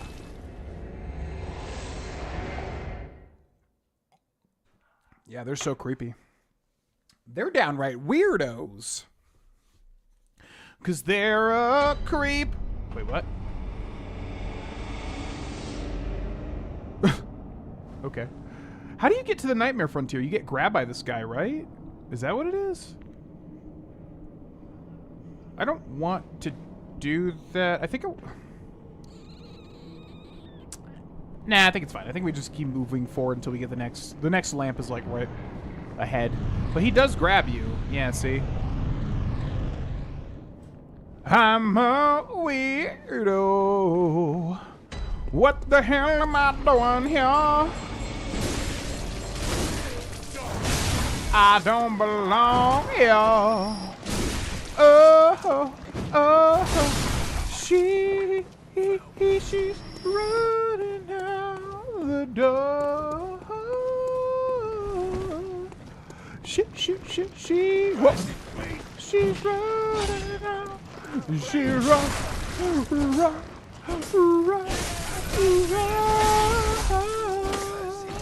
And you might notice something weird is going on in this area. There's a very odd gameplay mechanic. This is a pretty late game, right? Yeah, because once we're here, I'm trying to map it out in my head. You go to the thing. You go to the thing.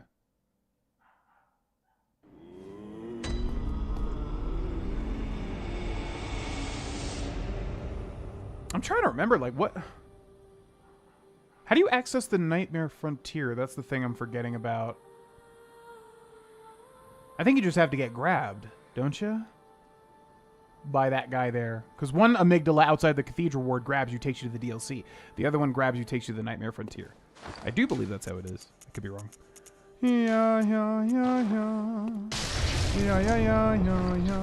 Welcome back, Ghost Ninja. What's up, Jack? Welcome in.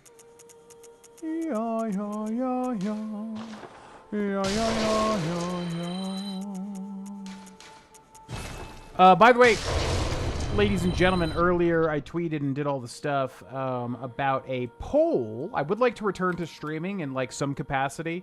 I definitely want to like make sure when we do it, it's correct and it's a good thing. as opposed to just feeling like I need to do it for no reason, basically. So, yeah, I made a post on the main channel. If you did not see the post, I'm trying to find a way to share it. How do I just, like, find a way to share it? There we go. So, if you have yet to vote it, vote on this poll, and if you do care about the future of the streams, check it out, vote. Basically, probably Monday, Wednesday, Friday after the gym would be the best time for me to go live, but yeah, if you have a preference, let me know. I did make a poll earlier if you would like to interact with said poll. Link is in the description below. Alright, repair weapons, Ludwig's Holy Blade, Blood Gem Fortification, Ludwig's Holy Blade. See if we got anything new here. Nope.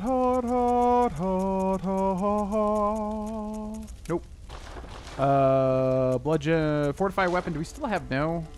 Man, still have no chunks. Crazy. I don't think there's anything here that we got that's new. We do have the Eye Rune, more items from fallen enemies. Doesn't really matter too much. Okay, let's go back over here. See if there's anything new in this store, which there definitely is. Bolt paper, maybe? Kind of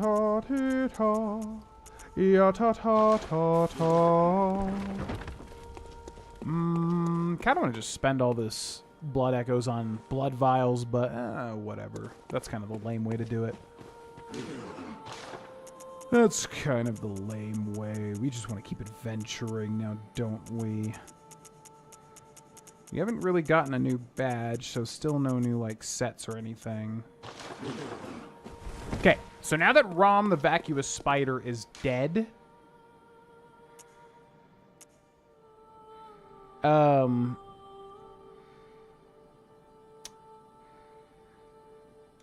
trying to remember all the things we can do. Now that Rom the Vacuous Spider is dead, the veil is lifted from the world, everything's more eldritch and cosmic horror-y. So, once that happens, the imposter in Yasefka's clinic goes through a transformation, which is a super interesting and weird part of this game. I love that part of this game. So then, if you remember correctly, we, like, went through the back way to, go into her thing. And now, now we actually want to go there. Because now, like, if you go before you kill Rom, basically, like, she fights you, and it's not good because if you wait until now, you can get one of the 3 1/3 of umbilical cords that you can consume them, and then you can get the true ending of the game. And you can still do it without doing that, but it's way more annoying, basically, if you don't do it this way. So now he's going to head into Yasefka's clinic, and he's going to explore Yasefka's clinic. And every time that little effect that happens right there happens, that means you're getting insight. The eyeball thing in the top right of the screen. So yeah. So how this works is basically everybody that you send to Yasefka turns into one of these little goopies. Whoop!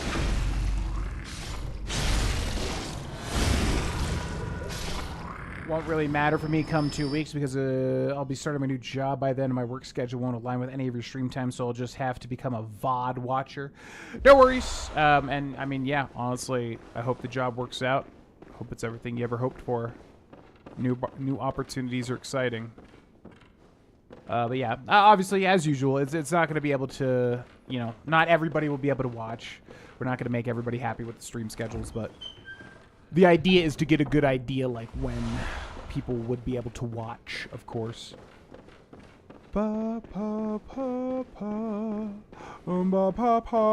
So, yeah, this is a pretty secretive area in this game. There's a lot of really, really good stuff.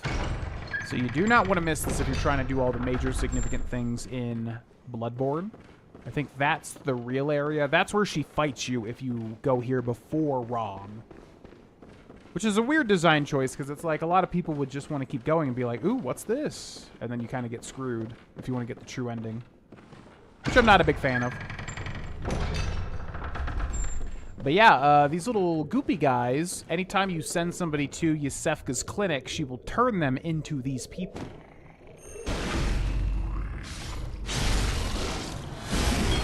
So you can actually have a lot of NPCs here that have been turned into little aliens.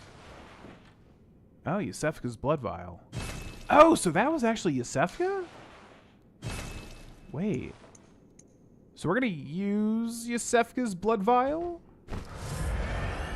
Wait, so Yusefka herself gets turned into this? Yeah, because basically, like I said, after you kill, I think Vicar Amelia, Yusefka gets killed and an imposter takes her place. And then everybody you send to Yusefka's clinic gets turned into one of these things. So everybody you send here, you get a unique item, or at least an item from them. So it's kind of worth it, I guess, like for one playthrough to send everybody here, even though it's like the bad thing because they're getting experimented on. What I'm thinking is because she just dropped Yusefka's blood vial, like, oh, was that the original Yusefka? Which is actually super interesting. I don't think I ever put that together. Cane her summon. So that's the massively important item there. You definitely want to grab this. That accesses an entire bonus, gigantic area in the game. That has a lot of good stuff. So make sure you grab the Cane her summons. Handwritten scrawls, seek pale blood to transcend the hunt. This is also where we were, like, resurrected at the start of the game, basically.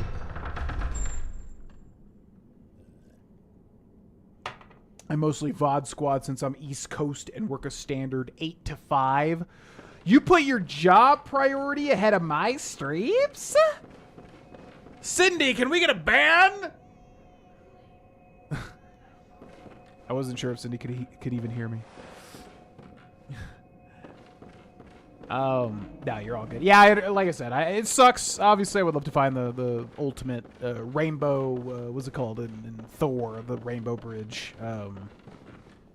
What's it called? Is it just called the Rainbow Bridge? No. There's got to be a name for it, right? There's definitely a name for it, isn't there? Yeah, yeah, yeah, yeah. Yeah, yeah, yeah, yeah, yeah.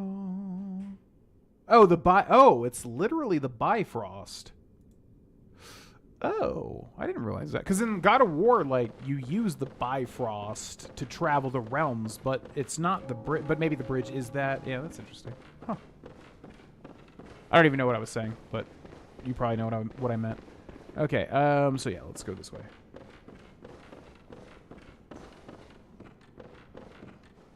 $10 a.m. start time till I finish my route. Oh, gotcha. Secret random night streams. Well, I've been enjoying, I mean, yeah, I didn't plan to do 2 streams today. I've been enjoying the streams lately. So I don't know. What I want to do, I think the next step, if I'm taking streaming seriously again, I think the next step is to just have a schedule. Currently, as I said, we're just in the middle of a big transition, which I'll talk about soon. So it's harder to like nail down a schedule during that because there's just gonna be times where I'm like, okay guys, sorry, I have to end the stream because we gotta go do a thing. But outside of that, like, I've been enjoying the stream, so I just wanted to, I was like, well, screw it, you know, I probably can at least mostly stick to the schedule, so we might as well, you know, poll the audience and see what they say. But, yeah, there used to be random streams. I want streaming to obviously be, like, a positive thing for everybody involved, myself, the audience. So that's my main goal. If I am going to actually come back to streaming and take it seriously, I just want to make sure everything is positive for everybody involved. There were, obviously, if you've watched me for any period of time, there were a lot of negative emotions, both in me and I'm sure in the audience as well, relating to the inconsistencies and failures and blah.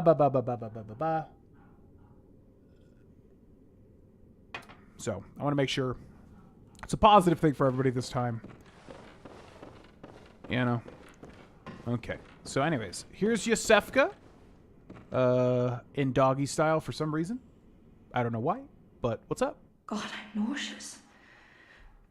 Have you felt this? It's progressing. I can see things. I knew it. I'm different. I'm no beast. Oh, God, it feels awful. But it proves that I'm chosen. Don't you see how they writhe inside my head? It's rather rapturous.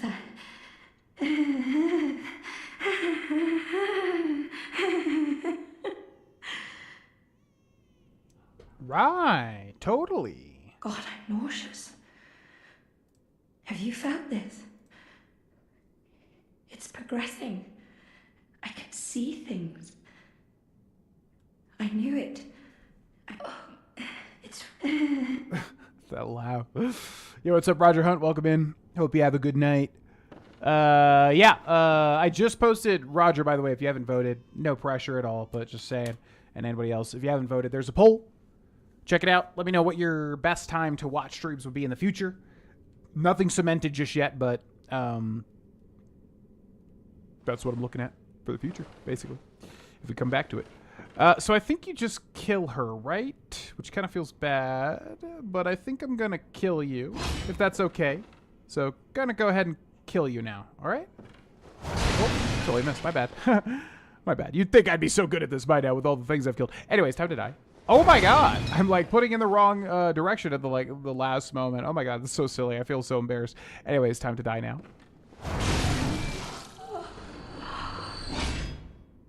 Okay.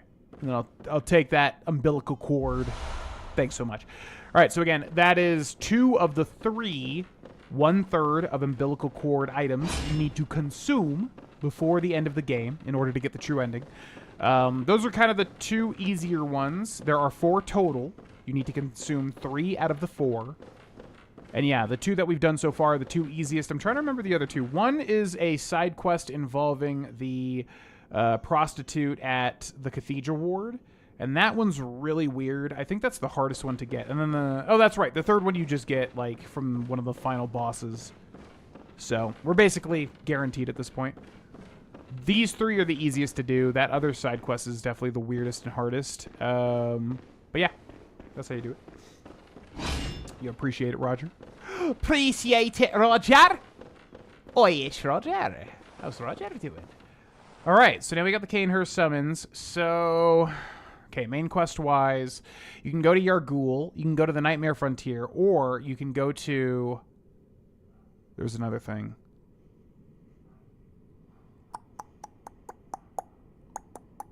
What was it? Nightmare Frontier. Yargul. There's one other thing I'm forgetting. Oh, Canehurst. Yeah, duh. So we can do Canehurst too. That's a crazy boss there. Very Dark Souls type boss. And there is an interesting weapon there, actually. Yeah, we honestly should just go to Canehurst, I'm thinking. I think this would probably be a fine time to do it. Nightmare Frontier might be earlier, though. That place is kind of annoying. But the bosses, once you know how to do it, it's definitely doable. And we could probably do Canehurst. I'm not too scared of it.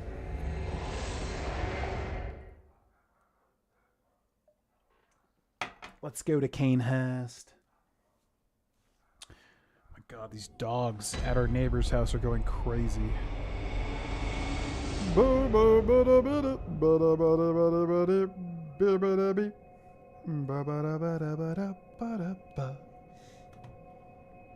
Any thoughts on Mavericks this year? Man, I want to do it so bad. Like, you guys know me. I mean, for anybody that's watched me for any period of time, you know that I'm probably somebody that just, like, I want to push myself at all times. You know, to, like, really push myself into... I don't know. When I was younger, when I was a young man in my early 20s, I was just like, nothing fazed me at all. It's like, stream every day for X amount of hours. Oh, easy, whatever. I'll just do it. Blah, blah, blah, blah. Nowadays, it's a lot harder. Any thoughts on Mavericks? So, ultimately, it really just depends on what we've got going on personally. Cindy and I right now, as I've said, transitioning into a new situation, which should be pretty obvious at this point, if you know what I mean. That's really the primary thing, because that's been taking up a lot of our time. I can't really commit to streaming every day for a full month if we have to kind of stop and, like, drop everything and, you know, adapt to certain stuff. So what that means is, like, I just don't think it can happen. It'll depend. Like, if something major were to happen tomorrow and then we were able to transition, like, quicker, then I could look at it and go, okay, you know what? Yeah, I could take like a month vacation, kind of do that, and it would work out. Right now, it can't really happen just because we have to stay on our toes and we have to be ready to just like not be in this house. So I can't really commit to it. We're in February. Yeah, it's really just a thing right now of like, there's no way to commit to it currently. If by the time we're in April and it just looks like, okay, I could take like a month off, dedicate it, you know, to that and like really make an effort of making it great, then I could reevaluate it and just see from there. Currently, I can't, there's no way to really commit to it. There's just not.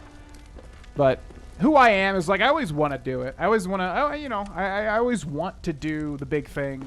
That's just who I am. I like pushing the envelope, really pushing myself. But I've also gotten older, gotten smarter, gotten wiser, and understand it would be very stupid to commit to that currently. So that's where we're at. I would love to, but it's just got to be the right timing, which I'm not going to know for like 1 to 3 months. Basically.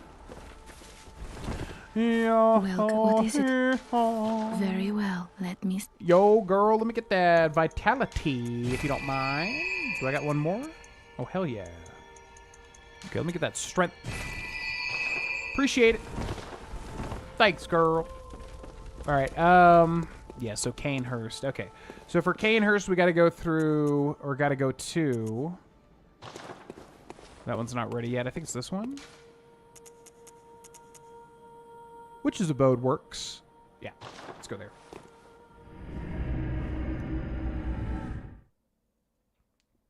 Yeah, it's the VA stuff too, which I've actually, like, there was a time where I was doing a lot of auditions, and I haven't even really been able to audition in so long now, simply because I wouldn't be able to commit to some of these projects. And it sucks too, because I was having such a fun time auditioning for projects.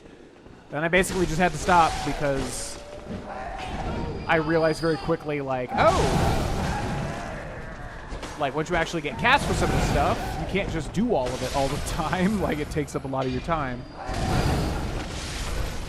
So yeah, that's definitely a component too, is that like, yeah, the voice acting thing's on top of everything else. It's just, it's very hard to commit to that currently. Oh! I thought I got that parry out. Ooh!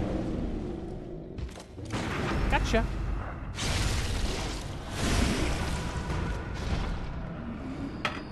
I knew that second one hit. All right, we need blood vials, and we need it bad, man. In fact, before we go to Canehurst, it'd be kind of very stupid to go to Cane... Well... whatever. I'm feeling confident. We can do it. Yeah, we could do it. We could do it. Get your body out of my body. Get your body out of my body. We just got to be careful with our parries. I thought there was a guy right here. Oh, he must like walk down and then go over there? Interesting.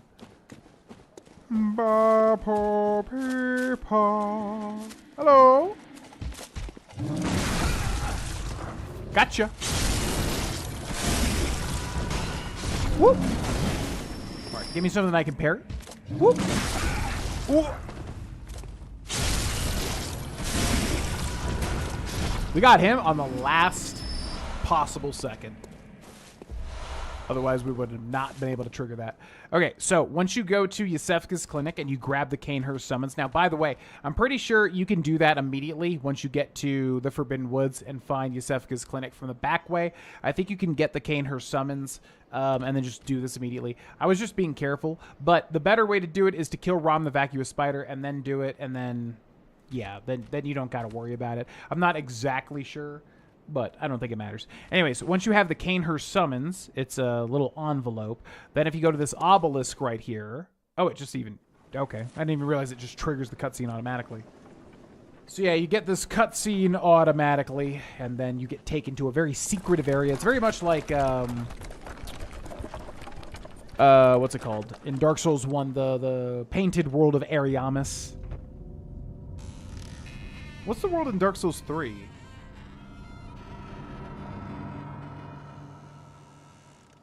This is such a cool cutscene, too. What's the word in Dark Souls 3?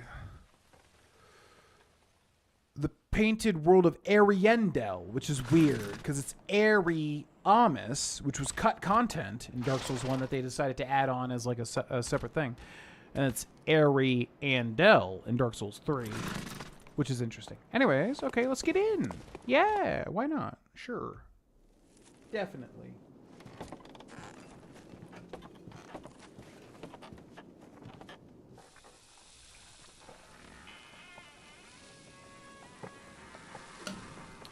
Ba pa pa pa. Ba pa pa. Ba pa. Yo, what's up, Low Country Grace? When you're streaming or videos are at their best because your life is in balance. Yeah, I mean, that's the thing, too, is the timing. Like, the last favorites...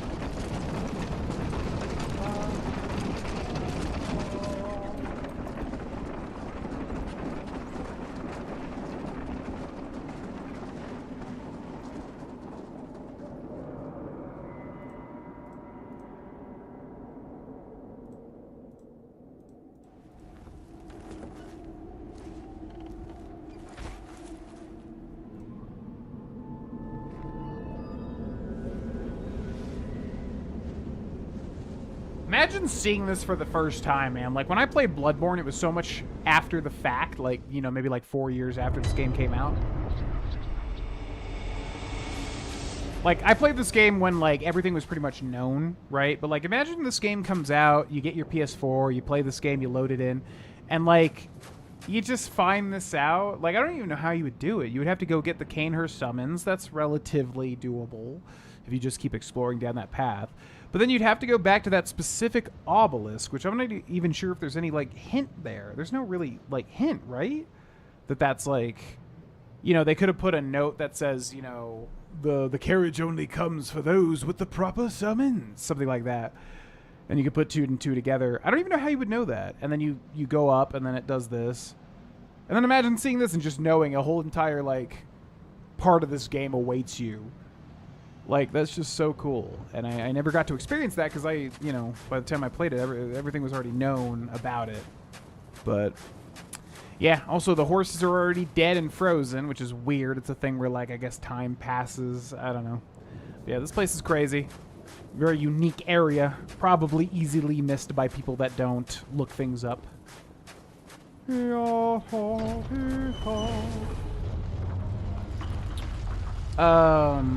But yeah, anyways, I was saying, like, last favorites, I had to go live, like, in the morning, basically, because I think I was just doing stuff. It was the best thing to just get the stream over with in the morning.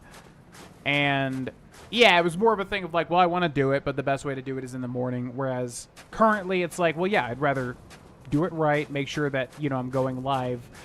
Like I said, like, the time slot that seems to be winning with the votes is definitely the one that I would think would be the best, which would be after the gym, just because that's typically where most people can watch. Also, it's not the first thing in the morning. So, yeah. But I'm as much as I like to overcommit on things, I'm just going to be the smart guy here and say, can't commit to anything currently. Would love to, if I was feeling up to it. But I also would want to make sure that it was actually, like, a really great event for everybody involved. And not just something to do because I've done it X amount of years in a row and I don't want to lose the streak. That's not really a good motivation. It doesn't really matter at all, especially when you start getting into your 30s. It's like, what does that mean? You want to continue a streak? Okay, and? Like, it means nothing, you know? Alright, let's light this lamp.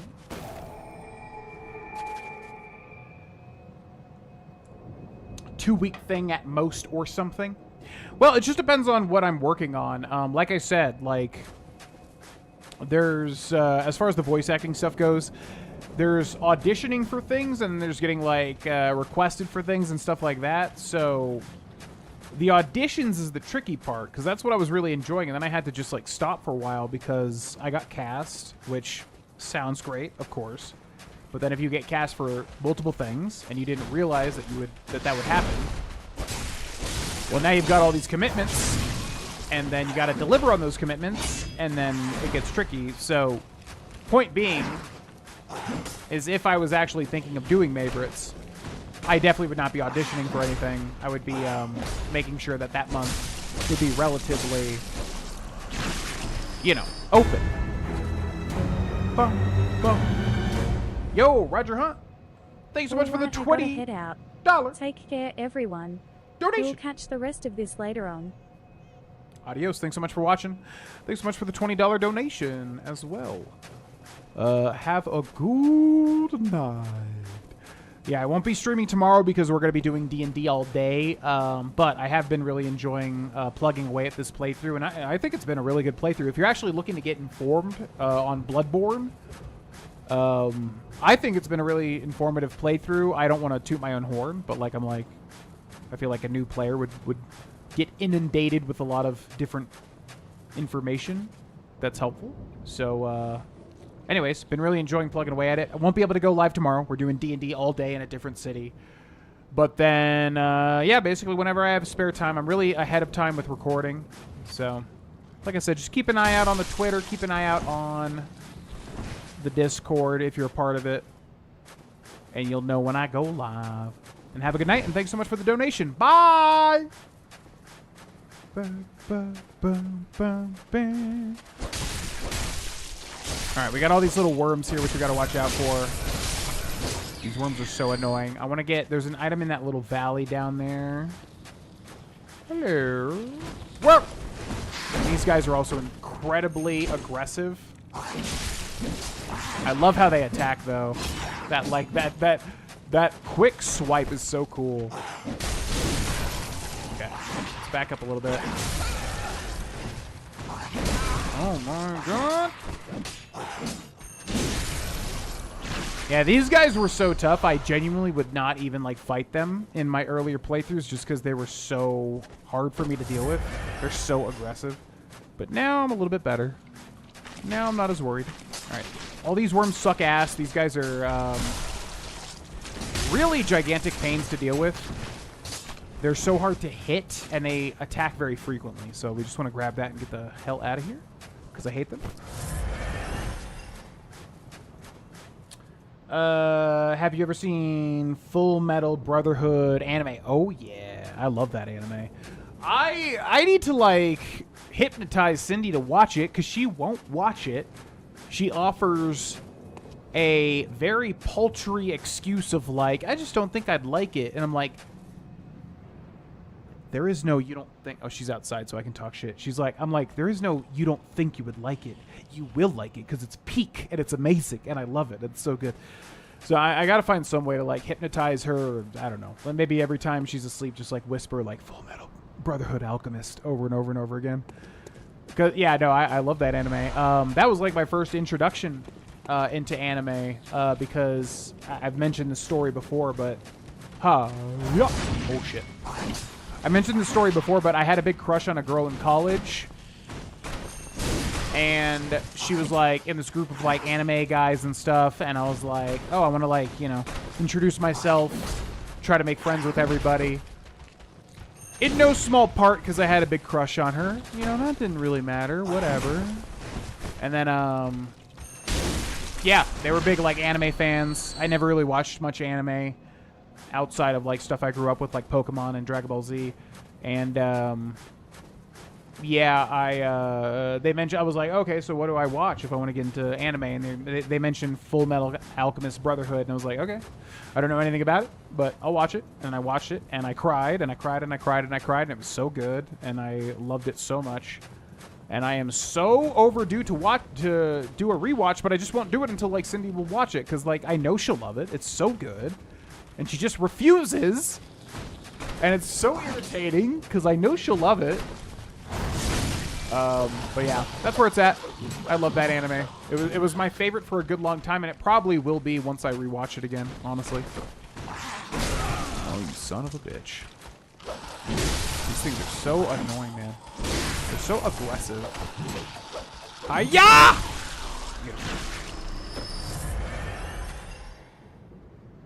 Who's your favorite character? GV, mine is King Bradley. It's been an eternity since I watched it. Outside of that, who's my favorite character? Yours is King Bradley. So you have to like look him up because I don't remember. FMAB King Bradley. Who's King Bradley? Oh yeah. I knew that's who you were talking about. Yeah, he's epic. There's so many like massive spoilers that I can't talk about. I did like him.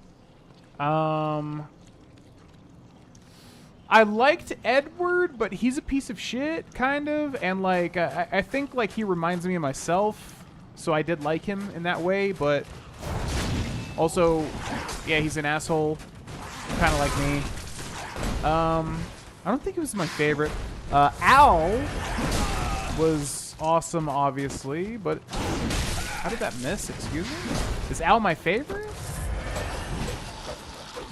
I gotta look up characters and see really quick. I remember that one lady that like teaches him is badass as hell. I really liked her with like the big husband guy. Oh my god, Armstrong. What was his name? Louis Armstrong? That sounds silly. Wow. Hi. Yeah. Oh my god, I hate these guys. All right, we only have 2 blood vials left. This is getting really bad. The Armstrong family, the guy with the curly hair, he was great, obviously.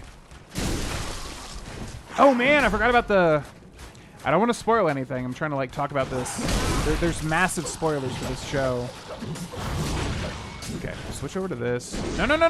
Just switch. All right, we're down to literally 0 blood vials. Very bad.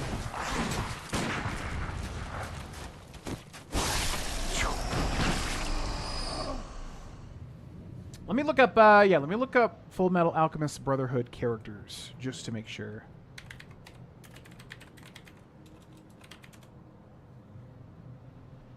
I don't want to spoil anything, of course. Wait, what? Sloth? 2003 enemy Sloth was a woman? Whoa, weird. I'm trying to literally find Brotherhood characters. Yeah, I forgot about like Envy is great, and then Greed, right? Greed's a fan favorite. Greed's awesome. Man, it might just be Al. Now that I think about it, Greed was great. Here's what I'll say. Oh shit. Here's what I'll say. It's probably Al currently, but I guarantee you that if I watch the show again, it will be Greed. I guarantee you 1,000%. Guarantee you. That's what I would say. Okay, now this one's, okay, the one on the, okay. I really gotta focus here. We have like no resources left.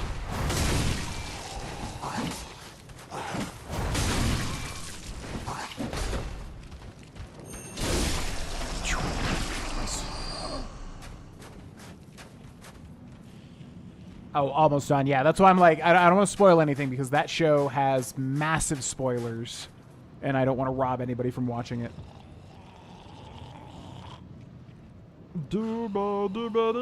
Okay, it's saying that YouTube's not receiving enough video garbage. I hate when it does this. I don't know why it does this. Just FYI, if you can't hear me, it should resolve itself soon.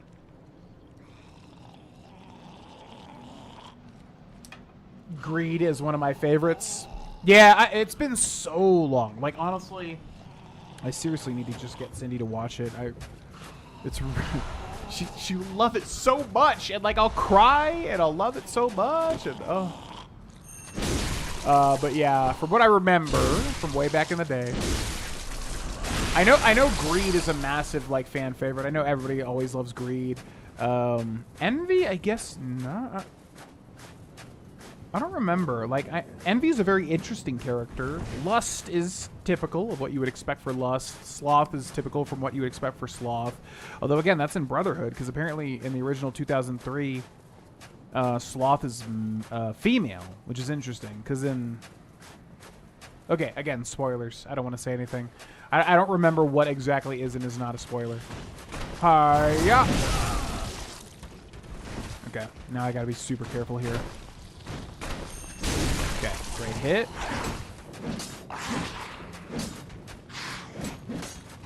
Okay, watch out here. Ah, God, it was like an inch off. Oh my God, are you actually kidding me?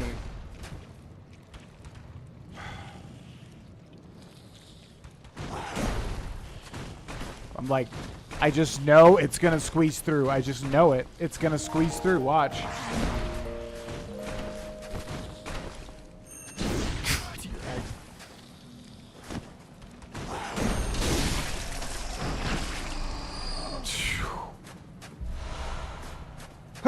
Okay, we did it. I think that's everything. Now the doors open automatically. Super cool. Thanks for the sub, by the way. If you in the chat. What about Pride or Lust? I think I remember Pride. I think that's mega spoilers, so I won't talk on that. I remember liking Pride. Like, it was interesting. And that's really all that I'll say, because I don't want to spoil anything. Lust was, like I said, very typical. What you would exactly expect. Just a hot-ass woman from a 90s/early 2000s anime. Raven-haired. Probably would, if I was a single man, completely enrapture me, and then I just get destroyed and killed. Wouldn't be surprised at all. Like, what's her name? Faye Valentine from Cowboy Bebop. Man, we got one more. Okay, well, I'm gonna use my stuff here, because I don't want to die to this guy, you know? No offense to this guy. Also, we have Yosefka's Blood Vial. Let's use that, too. Don't mind if I do.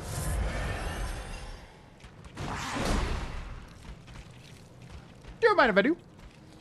Okay, I'm just gonna grab some... Don't mind me. Don't mind me. Just gonna grab some Molotovs. Don't mind me. Okay, just gonna throw these at you.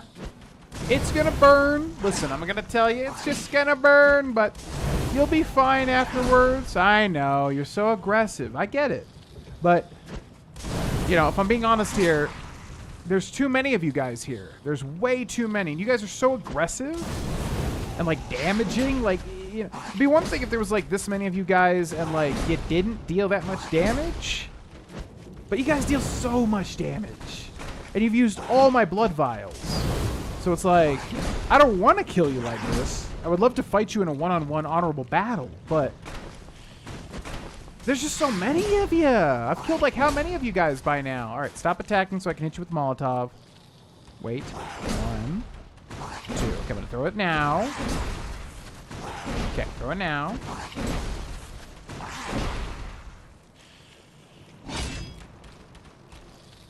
I hate to say this, but don't make me come down there. I'll do it. I'll do it. Here, hold on. Let me put some fire paper on real quick. All right. I told you not to make me do it. Now here it comes. Here comes Daddy. Come here, you little bitch. Huh. Huh. Yeah. I told you. Dealt with too many of you guys, but I knew that I had to kill you because I knew you guys drop unique blood gems at the same time. I just wish you'd be a little kinder. That's all. Yeah. FYI, spoilers for FMAB in the chat, just so you know. If anybody wants to watch the show, which I definitely recommend, honestly, it was probably the best anime I've ever seen. Just FYI. Be careful. Spoilers in the chat.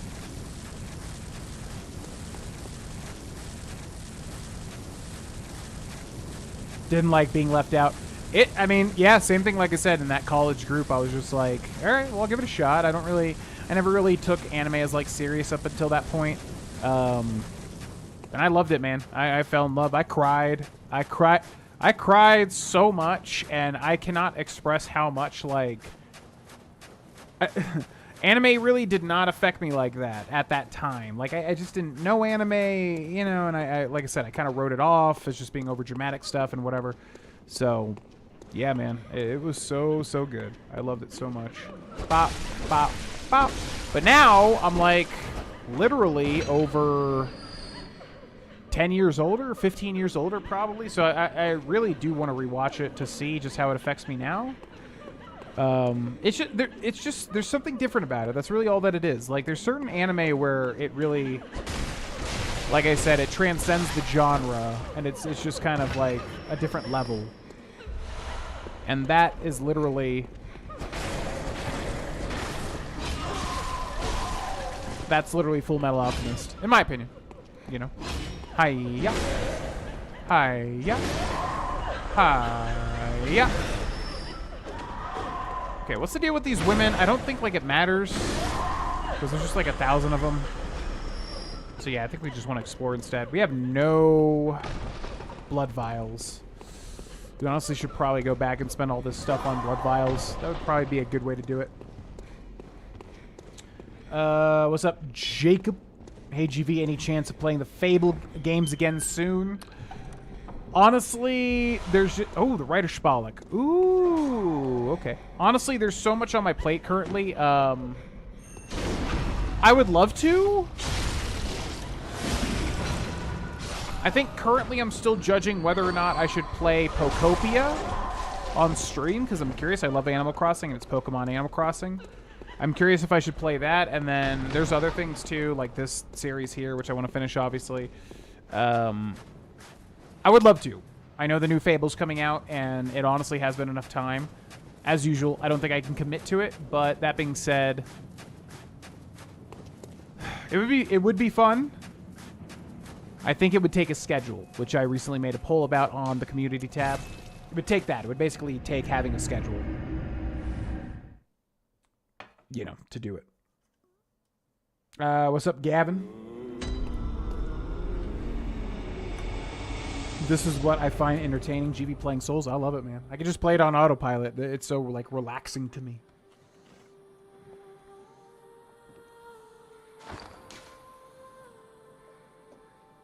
These games are beautiful in their own way, you know? Alright, we gotta buy some blood vials because we have none. We can also grind for them, but that's annoying. Ba ba ba ba. Ya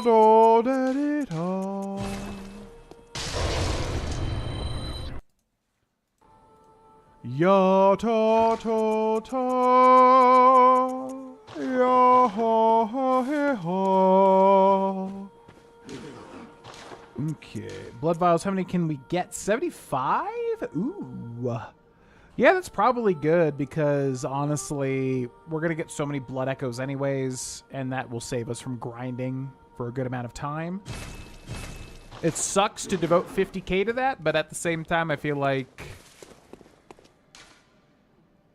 it's probably worth it. You know? Okay, now how do we get back to Canehurst? Forsaken Castle Canehurst. Ha ha ha ha.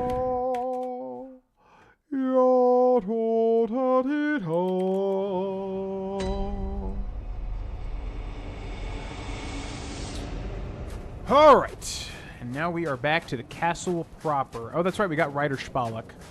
Ooh, yeah, let's take a look. I've never used that weapon. I think it's another gun weapon, which I'm not a huge fan of, but I will say... Okay.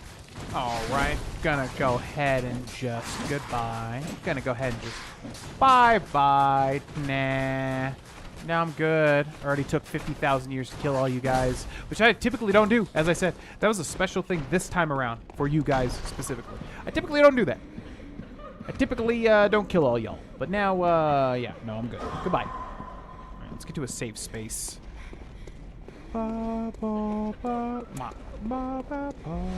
Bloodstone. Ooh, okay. First bloodstone chunk. We need 2 more of those to upgrade our weapon. But we may switch to the Rider Spalek. I have no idea if it's a good weapon or not, but I've never used it. And I think the rifle spear was referencing that weapon as like being the better weapon.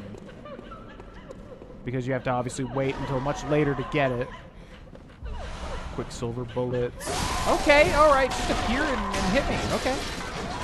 Yeah, I definitely had time to react to that. Absolutely, for sure. I'm just going to loot this from you real quick. No. Iframes.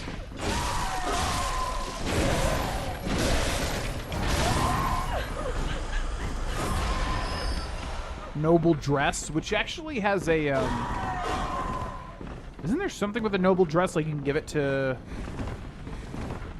the Lady of the Night? Doesn't that do something? Or maybe that's what she's wearing, I think. She's wearing the noble dress. Just want to get to a safe space so I can look at this Reiter Spalik. Okay, let's look at this.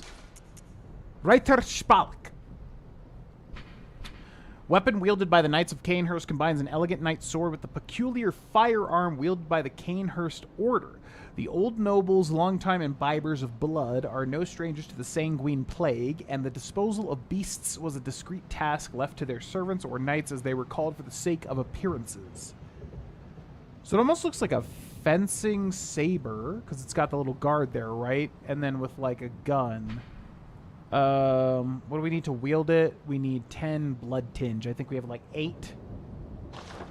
So yeah, I'll look up if it's good. I have no idea if it's good or not. I don't like weapons that involve 2 different, you know, like a blade and a gun, because typically you're losing in one or the other to get like the hybrid, which I'm not a big fan of, but I've also never used that weapon, so that would be a good...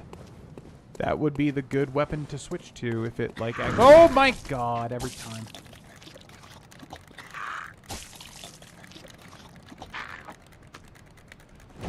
Yeah, good for you. You got me, all right? You got me. Good for you. I always forget. I always forget. All right, let's go. You and me. Gargoyle.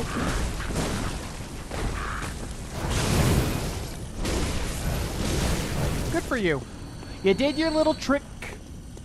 You got me. Now what? Now you're expired. Never to fly again. Hi-ya. Hi-ya. Oh, shit. Hi-ya! Hi-ya! Wonder what that... Ooh, this place is so pretty. Oh, I never even freaking... This is how, like, oblivious I am to, like, lore and world-building stuff. I never realized, like, that's the bridge to Cainhurst, right? And then over in the distance, that must be Yarnum, like, the, you know, place where you're playing for the majority of the game. I never realized you could, like, see it from here. Cool. Is this DLC? No. No, this is not DLC. This is a secret zone in the base game called Cainhurst. To access this zone, you have to go to the Forbidden Woods, and then if you go kind of the back way past the houses and to the back, you can go to Yasefka's clinic from the back way, and then if you access that pretty much as soon as you can, or if you wait until you kill Rom the Spider,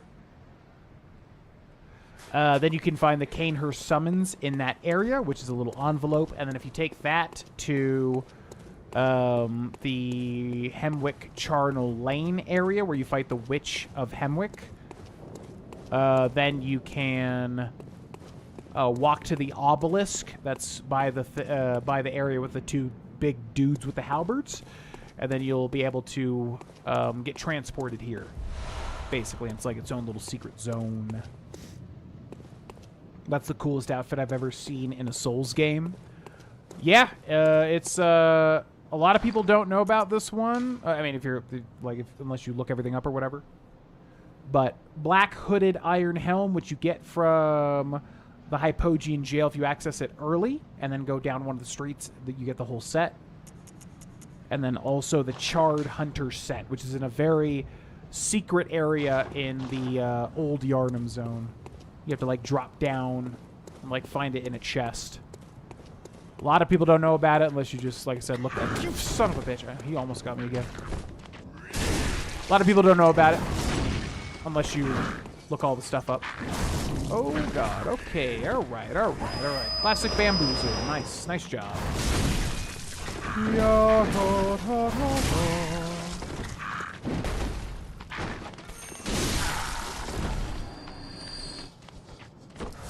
What's she gonna do?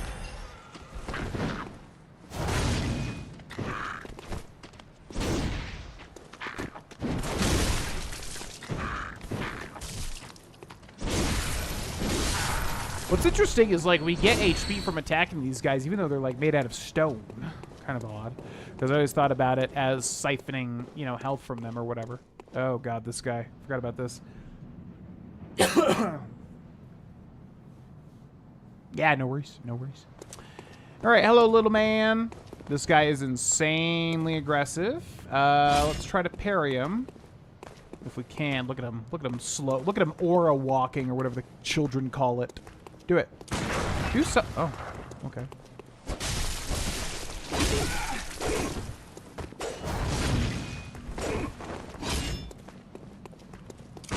He's like a little Yoda, basically. Gotcha. I knew you were gonna do it. I knew you were gonna do it. Thank you. Bye-bye. This bridge always reminds me of Sekiro when you fight the guy in the armor. Ba ba ba ba ba. Yeah, ba ba ba. Ha, ha, ha, ha, ha. Man, you guys got enough statues? My God. Okay, now here I remember there's like 2 gargoyles. I mean, you can literally see them right there. But I feel like there's like a 3rd bamboozle or some shit. Okay, I mean, guys, I can lock on to you. Guys, I can lock on to you, guys.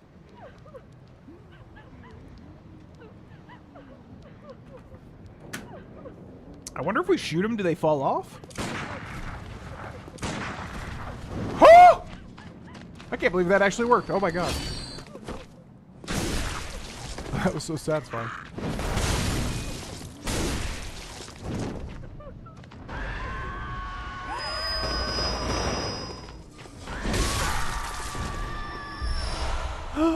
Oh, it's my favorite outfit in the whole game. The Executioner. I forgot it's here.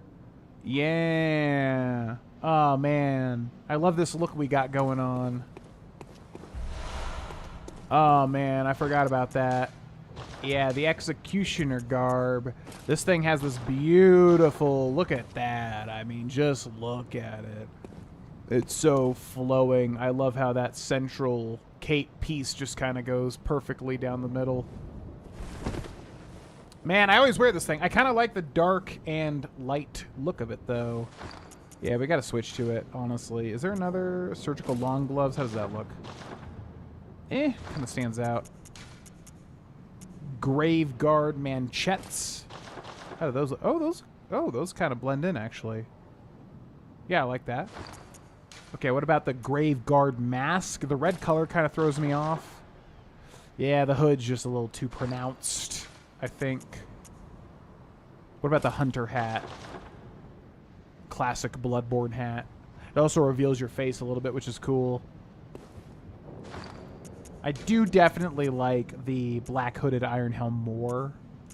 But I think we stick with that. And then what about shoes? Black church trousers / dress.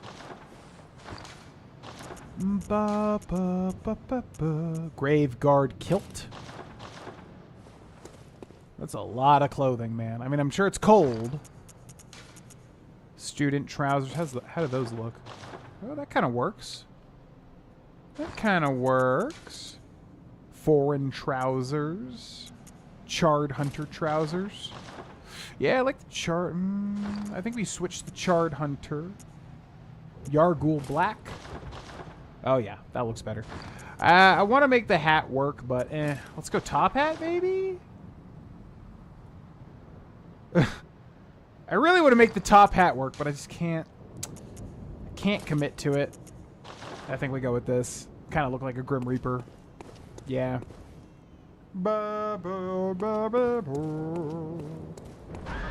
Yeah, this is my favorite by far clothing set. I just love how it flows, you know. There's actually another interesting clothing set here, I believe. I could be wrong. Alright, this room is crazy. Vile Blood Register, which I think is I think that's a co-op item or something, like an online item. We don't much care about that. This is a shortcut back to the very bottom. So now we have a bit of a shortcut there.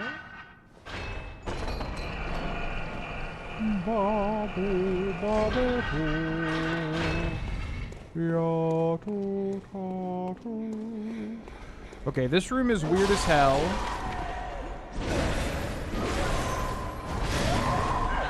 Man, I just healed from your friend.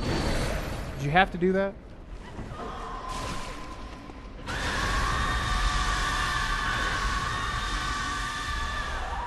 Oh, the Evelyn. That's right. I forgot that that's where you get that. So the Evelyn is like the best pistol in the entire game, but I think you need Blood Tinge to be able to equip it is the trade-off. Basically like a one-handed revolver sort of thing. I don't know if it's a revolver, but similar idea. Okay, now there's a secret in this room somewhere. I forget how this room works. Ha-ya!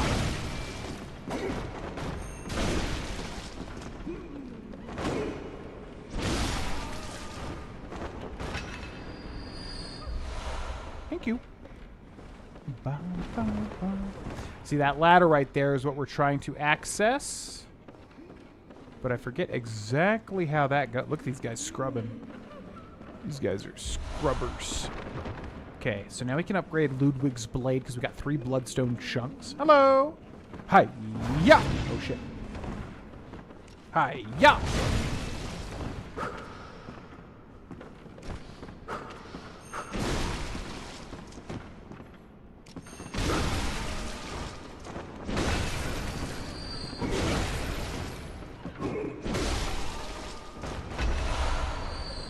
Okay, you guys good? Relax. Okay, yeah, I think you progress past this point and then you can access the shortcut, right?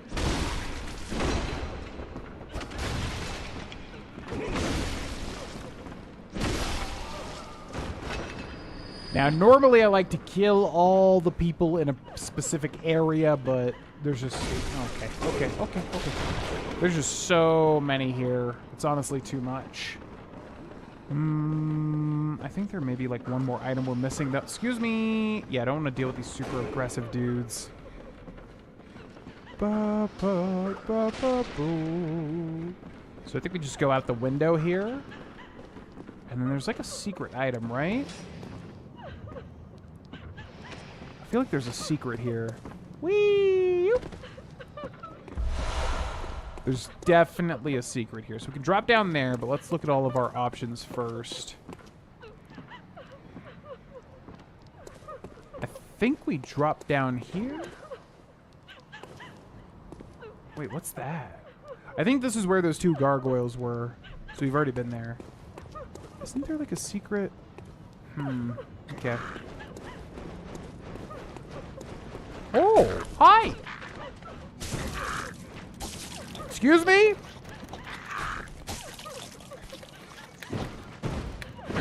Like, literally, where did you come from? Huh?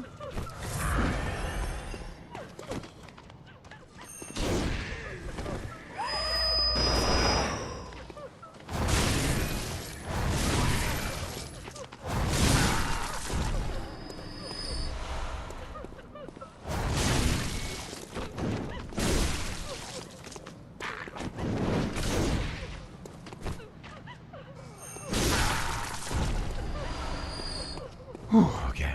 Things got a little dicey there for a second.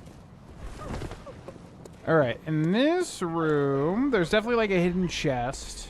It's right there, I can see it. But I don't think you can roll through these.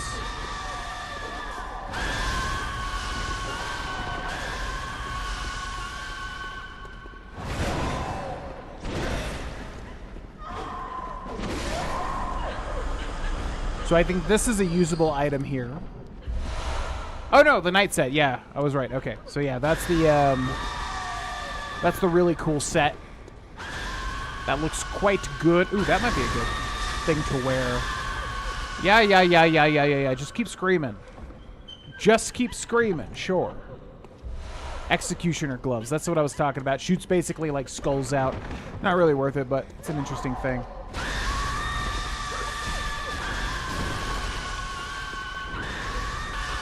Isn't there like a lever in here? I think there's a lever that I'm missing. Oh, God.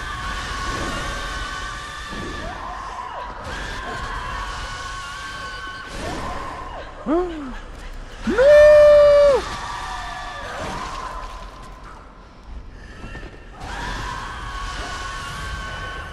Oh my God!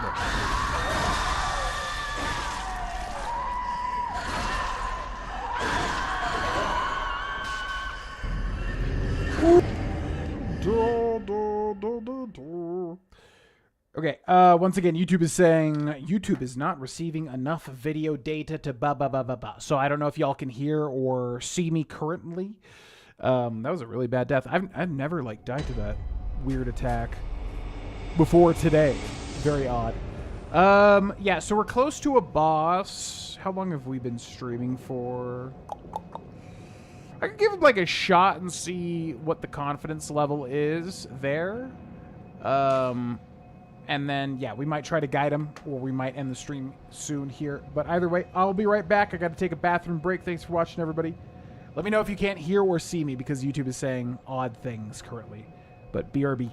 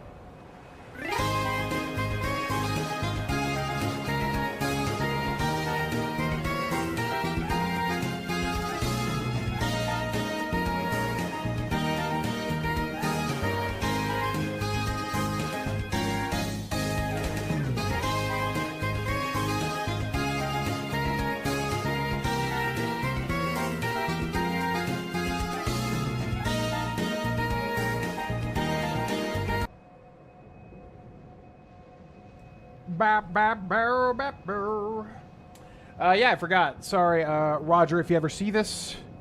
Roger donated. We'll say, yeah, I'll say like any $5 donation, basically. Or whatever. It doesn't really matter. We're here to have fun. But any, like, resub or anything like that, we'll do the little thing. Because I do want to get through these little beans. Okay. So let's spin the thing. Whoop. Whoop. Whoop. Big spin. Big spin. Big spin. Pomegranate, which I think we're out. Which is weird, because there's like a ton of these left.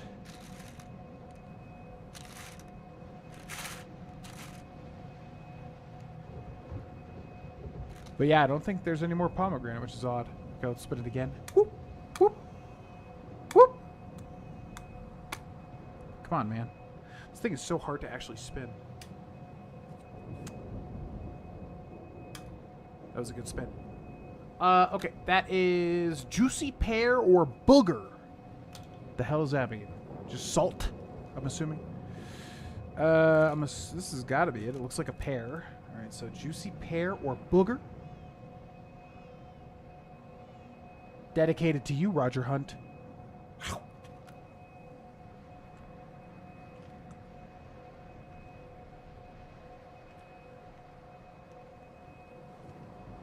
What kind of boogers is... like, I don't know what kind of boogers someone has to have for it to taste like that. I will say...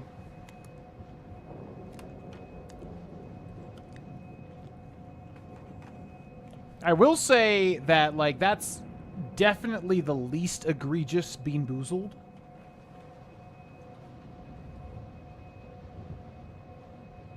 That one's, like, almost like... It's almost, like, insulting how weak that one is. It's just... I don't even know how to describe that flavor. It's, like... It's almost like grass clippings or something. Like, I almost... It's the type of thing where, like, it feels like they had extra grass clippings, and they were like, okay, booger, maybe? Yeah, that one's weird. It's not even bad, really. It's just kind of like... That doesn't really even taste like a booger. Which I would imagine just would be, like, super salty. Yeah. Odd. Definitely the weakest, quote-unquote, bad Bean Boozled, I would say.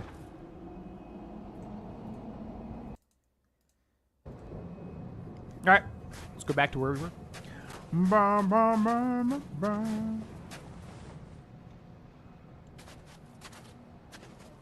Stopped for 5 seconds. Yeah, I don't know why it does that. Like, my internet connection is pretty good. It just randomly does it. It's odd. Oh yeah, Pokemon Emerald is the shit. Whee! Ooh, waha! Yahoo! Yeah, Pokemon Day today, right? So in honor of Pokemon Day, playing some Pokemon music. Yeah, I tweeted about the new reveal. Definitely gonna play, what's it, Gekwa? Like Gecko and Aqua. Very cool.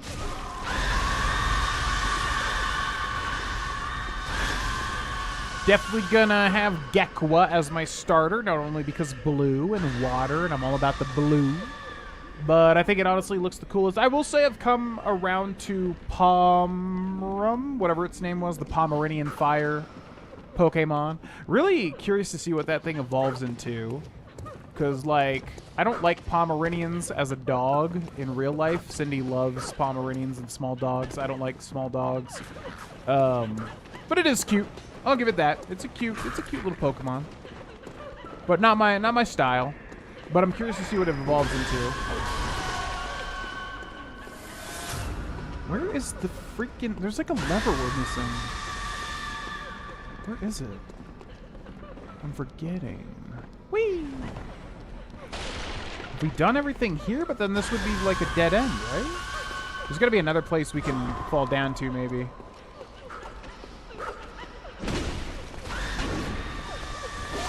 For the love of God, not again. Oh my God. Get me out of here. I'm getting a little confused on this part. Oh, is it literally just over here? Oh, okay. That's what I missed. So we can go in there. Well, let's keep going this way for now. Oh, this is with the red-eyed gargoyle, isn't it? Bro, I see you. You ain't fooling nobody. I see you.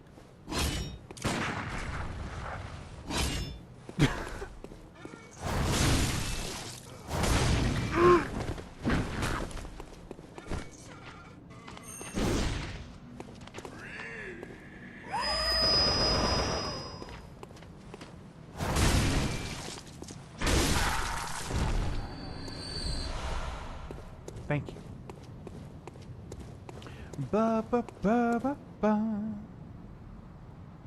Grab the grass flavor.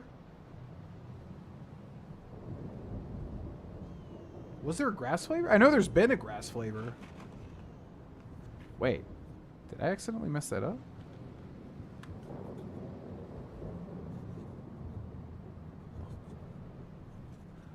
Burnt rubber. I mean, no, it's the only green one. The only other one is wet dog. No. Yeah, it was definitely booger. Yeah. There's no cut grass on this one, which probably wouldn't be bad at all for me. But some of those Bean Boozled are so bad, like genuinely horrifically bad, that one is just like a light in the darkness. You know, it's like, okay, that's fine. I don't care about that. But yeah, no, that was definitely Juicy Booger or Booger. What am I saying? Juicy. It was Juicy Pear or Booger. Yeah, that was definitely a Booger. But pretty inoffensive, gotta say.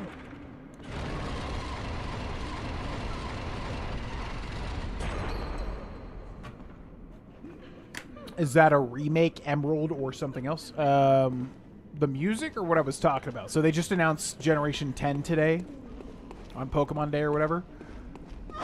And, yeah, it looks pretty good. I gotta watch the whole Pokemon, like, reveal and all that sort of thing. But it's Pokemon Winds and Waves. 1,000% going Waves. I love water. I love blue. And they released the 3 starters, which are going to be Brout, like a little grass owl with an eyebrow. Like we've already got Ruffalo, you know. So to me, it's just like we're doing another grass owl. We've already done that, like recently too, relatively recently. And then it's yeah, Gekwa, a gecko aqua water type, and then it's Rum or something like that, Pomeranian fire type. So I will definitely be going the water type for sure. I saw like either a leak or something that looked extremely solid of like what the water type evolves into, and I was like, oh, I'm down for that because it looked really cool. So. But yeah, it looks like it's going to be taking place in, like, it seems like South America, like jungle / ocean / beach type area, which I am so down for. So I'm getting excited already. Da, da, da, da, da. Holy jug, Batman! That's a big boy! Yeah, it's always funny to me when people say, like, stay hydrated, GV, during streams. And I'm like, bro, I drink this thing every single day. You think I'm not hydrated? Hydrated is a part of my blood. Okay, so we got the chest. Where does this go? That's just where we came up from, I'm assuming. So yeah, we're pretty good. New Pokemon game news sounds interesting. Yeah, I'm excited for it. I have not been excited for a new Pokemon generation in a very long time. This is the first time where I'm actually really excited to see what happens here. Hi-ya! I just think that Sword and Shield, from what I remember, just downright so forgettable. And then Scarlet and Violet, definitely a step in the right direction, but still, to me, it's like, why have an open world Pokemon game if you're not really going to do anything with it, you know?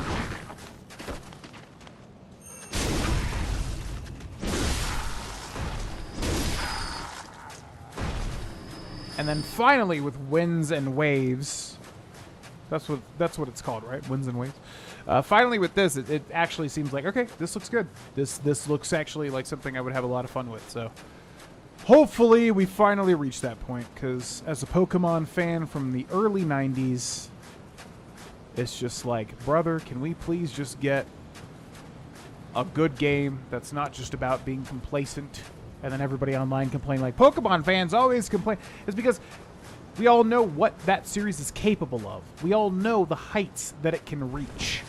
And we haven't reached those heights, in my opinion, since Generation 5. You know? So to me, it's just like, finally, okay. I don't know if it's going to reach anywhere near that, but I'm just like, all right, this looks actually like something that's at least is going to be fun. So I will be willing to at least see it out. Okay, let's go this way. I feel like we missed one thing. Did we not? Oh my god, I almost fell off the side of that. Oh yeah, underwater stuff too. Yeah, I forgot about that because they kind of teased that at the end there, which will be interesting. Kind of like Generation 3 with the dive stuff. 4. Yeah. 5 is phenomenal, man. If you haven't played 5 yet, I definitely recommend it. I just recently did a Nuzlocke on a... like, the second channel, and it was so good. It holds up so well. And I remember thinking, like, oh, 5-2, you know, like, because 5 is black and white, and then they have black 2, white 2. I was like, oh, black 2 and white 2 are so good. You know, black and white are probably not going to hold up that well. No, black and white are awesome. And then black 2 and white 2, from what I remember, because I haven't played those two in a while, are even better. So, to me, that was like the peak of the series. I think after Generation 5, it just kind of, for me, petered out. So I'm hoping for like a return to form here.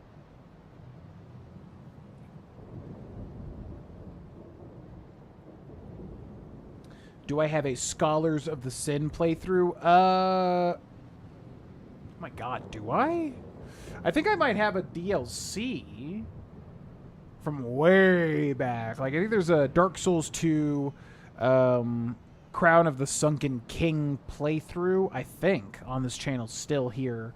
A full DS2 playthrough, I don't think so, on the channel. I could be wrong. I mean, just go to my channel and search the search bar for Dark Souls 2. But I would love to. I mean, that's why I'm kind of doing these right now, is because like I would love to have a library of Soulsborne stuff on the channel. Yep, exactly. They never really had to change or adapt, really, because no matter what they release, people will buy it. And I understand that, and I get that, and that's cool. But as I've said for years and years and years, it's just like, you know, I mean, man, what we could have if, like, they put in the effort that From Software puts into, like, Elden Ring or whatever.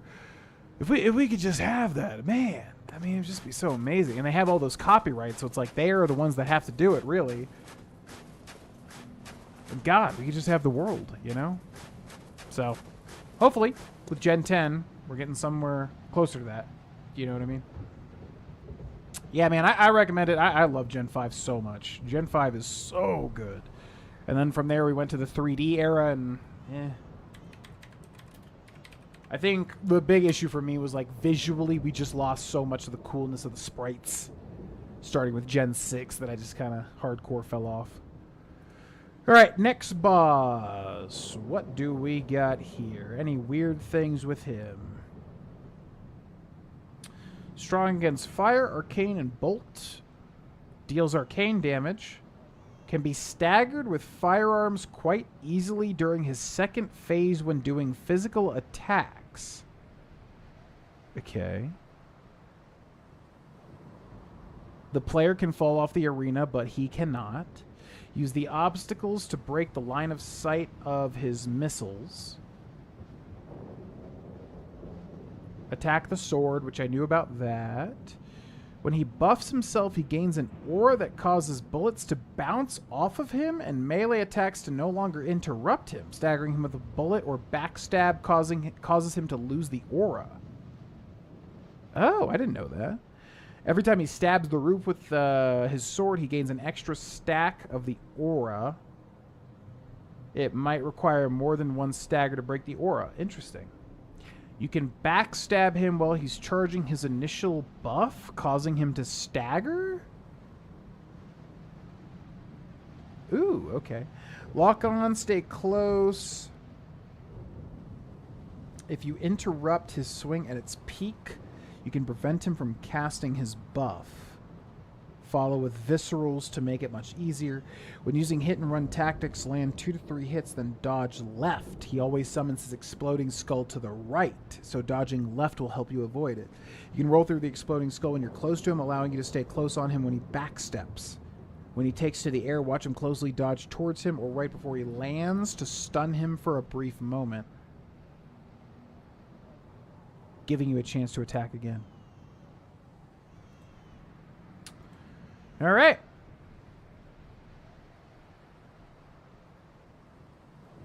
Yeah, Pal World. I was thinking that too, and then like Nintendo or Pokemon or whatever sued them and everything.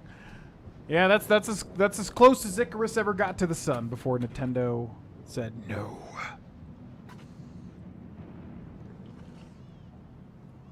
I will smite you down. All right, here we go. Let's practice him at least. I'll see whether or not we can make a guide here. Otherwise, we might end the stream. I've been going for about 3 hours, too. Yeah. We'll see how guidable he looks now. I might have to practice him.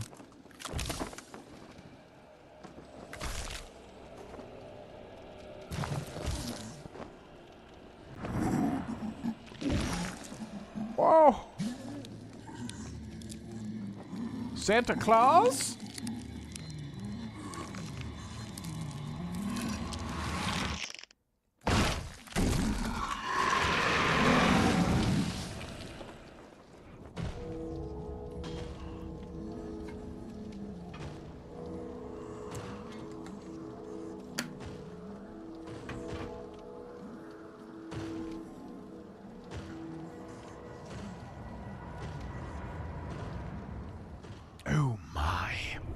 Martelogarius.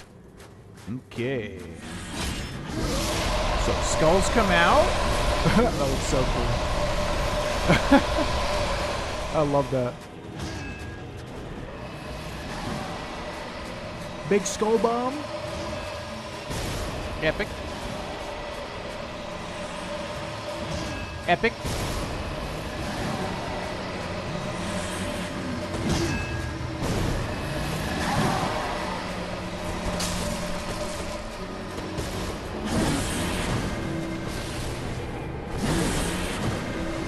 Oh yeah, dodge to the left. Okay.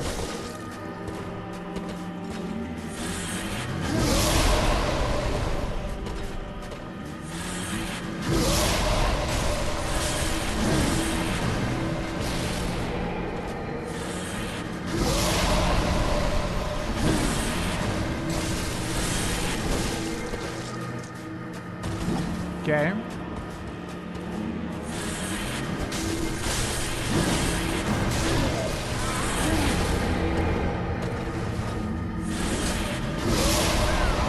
Not want to transform attack there.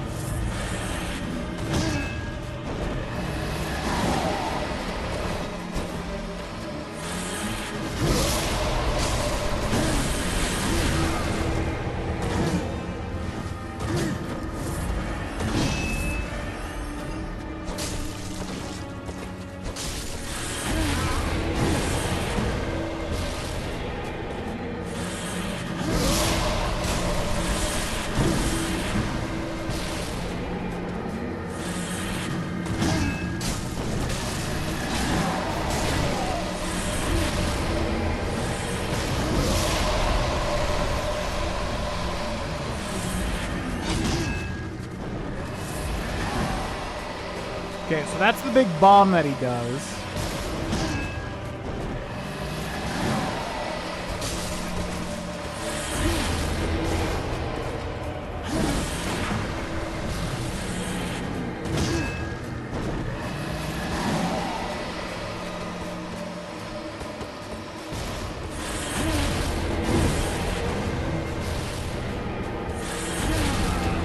Man, I want him to do the scythe sweep attack.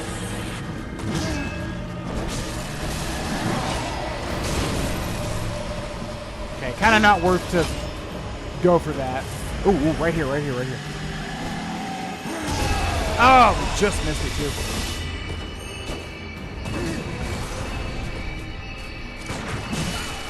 Oh yeah, the bullets are bouncing off. Ooh, I never noticed that. Okay, sword.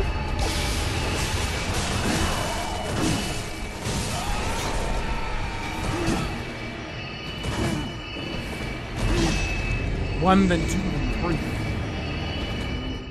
Bum, bum, bum, bum. Okay, yeah, relatively doable for sure. First phase seems really weak. Second phase, you want to go for parries, kill the sword as soon as he puts it into the ground.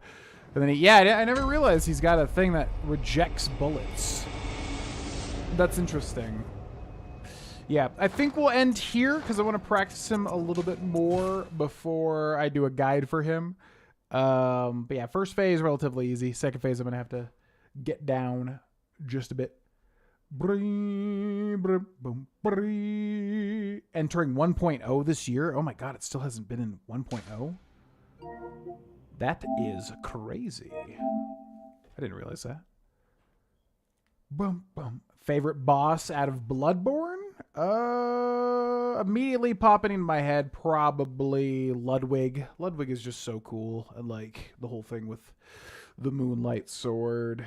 Once we get there, without spoiling, it's just so cool, you know? Yeah, I'd probably say Ludwig, honestly. Sword more, but still oh, you're saying that's your favorite boss. Yeah, it's a very cool, kind of unique boss. There's not a lot of bosses that use that much magic. Fist weapons only through all the Souls games. I'm on Elden Ring currently. Did all of Bloodborne with the Beast Claw. Yeah, I was going to say, there is no fist weapon in Bloodborne outside of the Beast Claws. Yeah, that would be fun. I really want to use that weapon. I just can't really do it in a guided playthrough because nobody's really going to use that in their first playthrough. Yeah, that's interesting. Because, yeah, you just can't use... Can you use your fist? I don't think I've ever even heard of that. Because you'd have to go for, like, visceral attacks. I don't think it's possible, right? Because for enemies that don't have, like, visceral attacks, what are you going to do? You just can't deal damage with your fists. Unlike other Soulsborne games where they let you have fist weapons and stuff. I don't know. All right, ladies and gentlemen, we're going to end this episode here, or end this stream here. Like I said, go to the YouTube poll. There's the link if you haven't voted on it yet. I'm trying to figure out what would be the best schedule for everybody to watch. Not going to be able to stream tomorrow because we're doing D&D all day.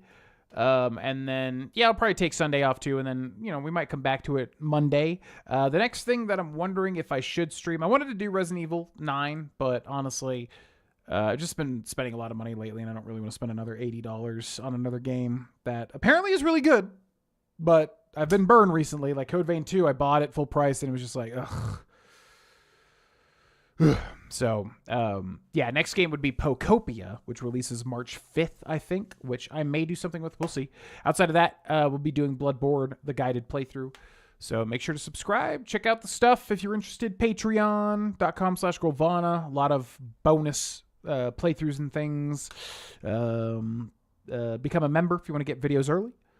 And yeah, thanks so much for watching. Have a great night, everybody, and I will see you on the next stream, probably maybe Monday or Tuesday. I would estimate. Bye.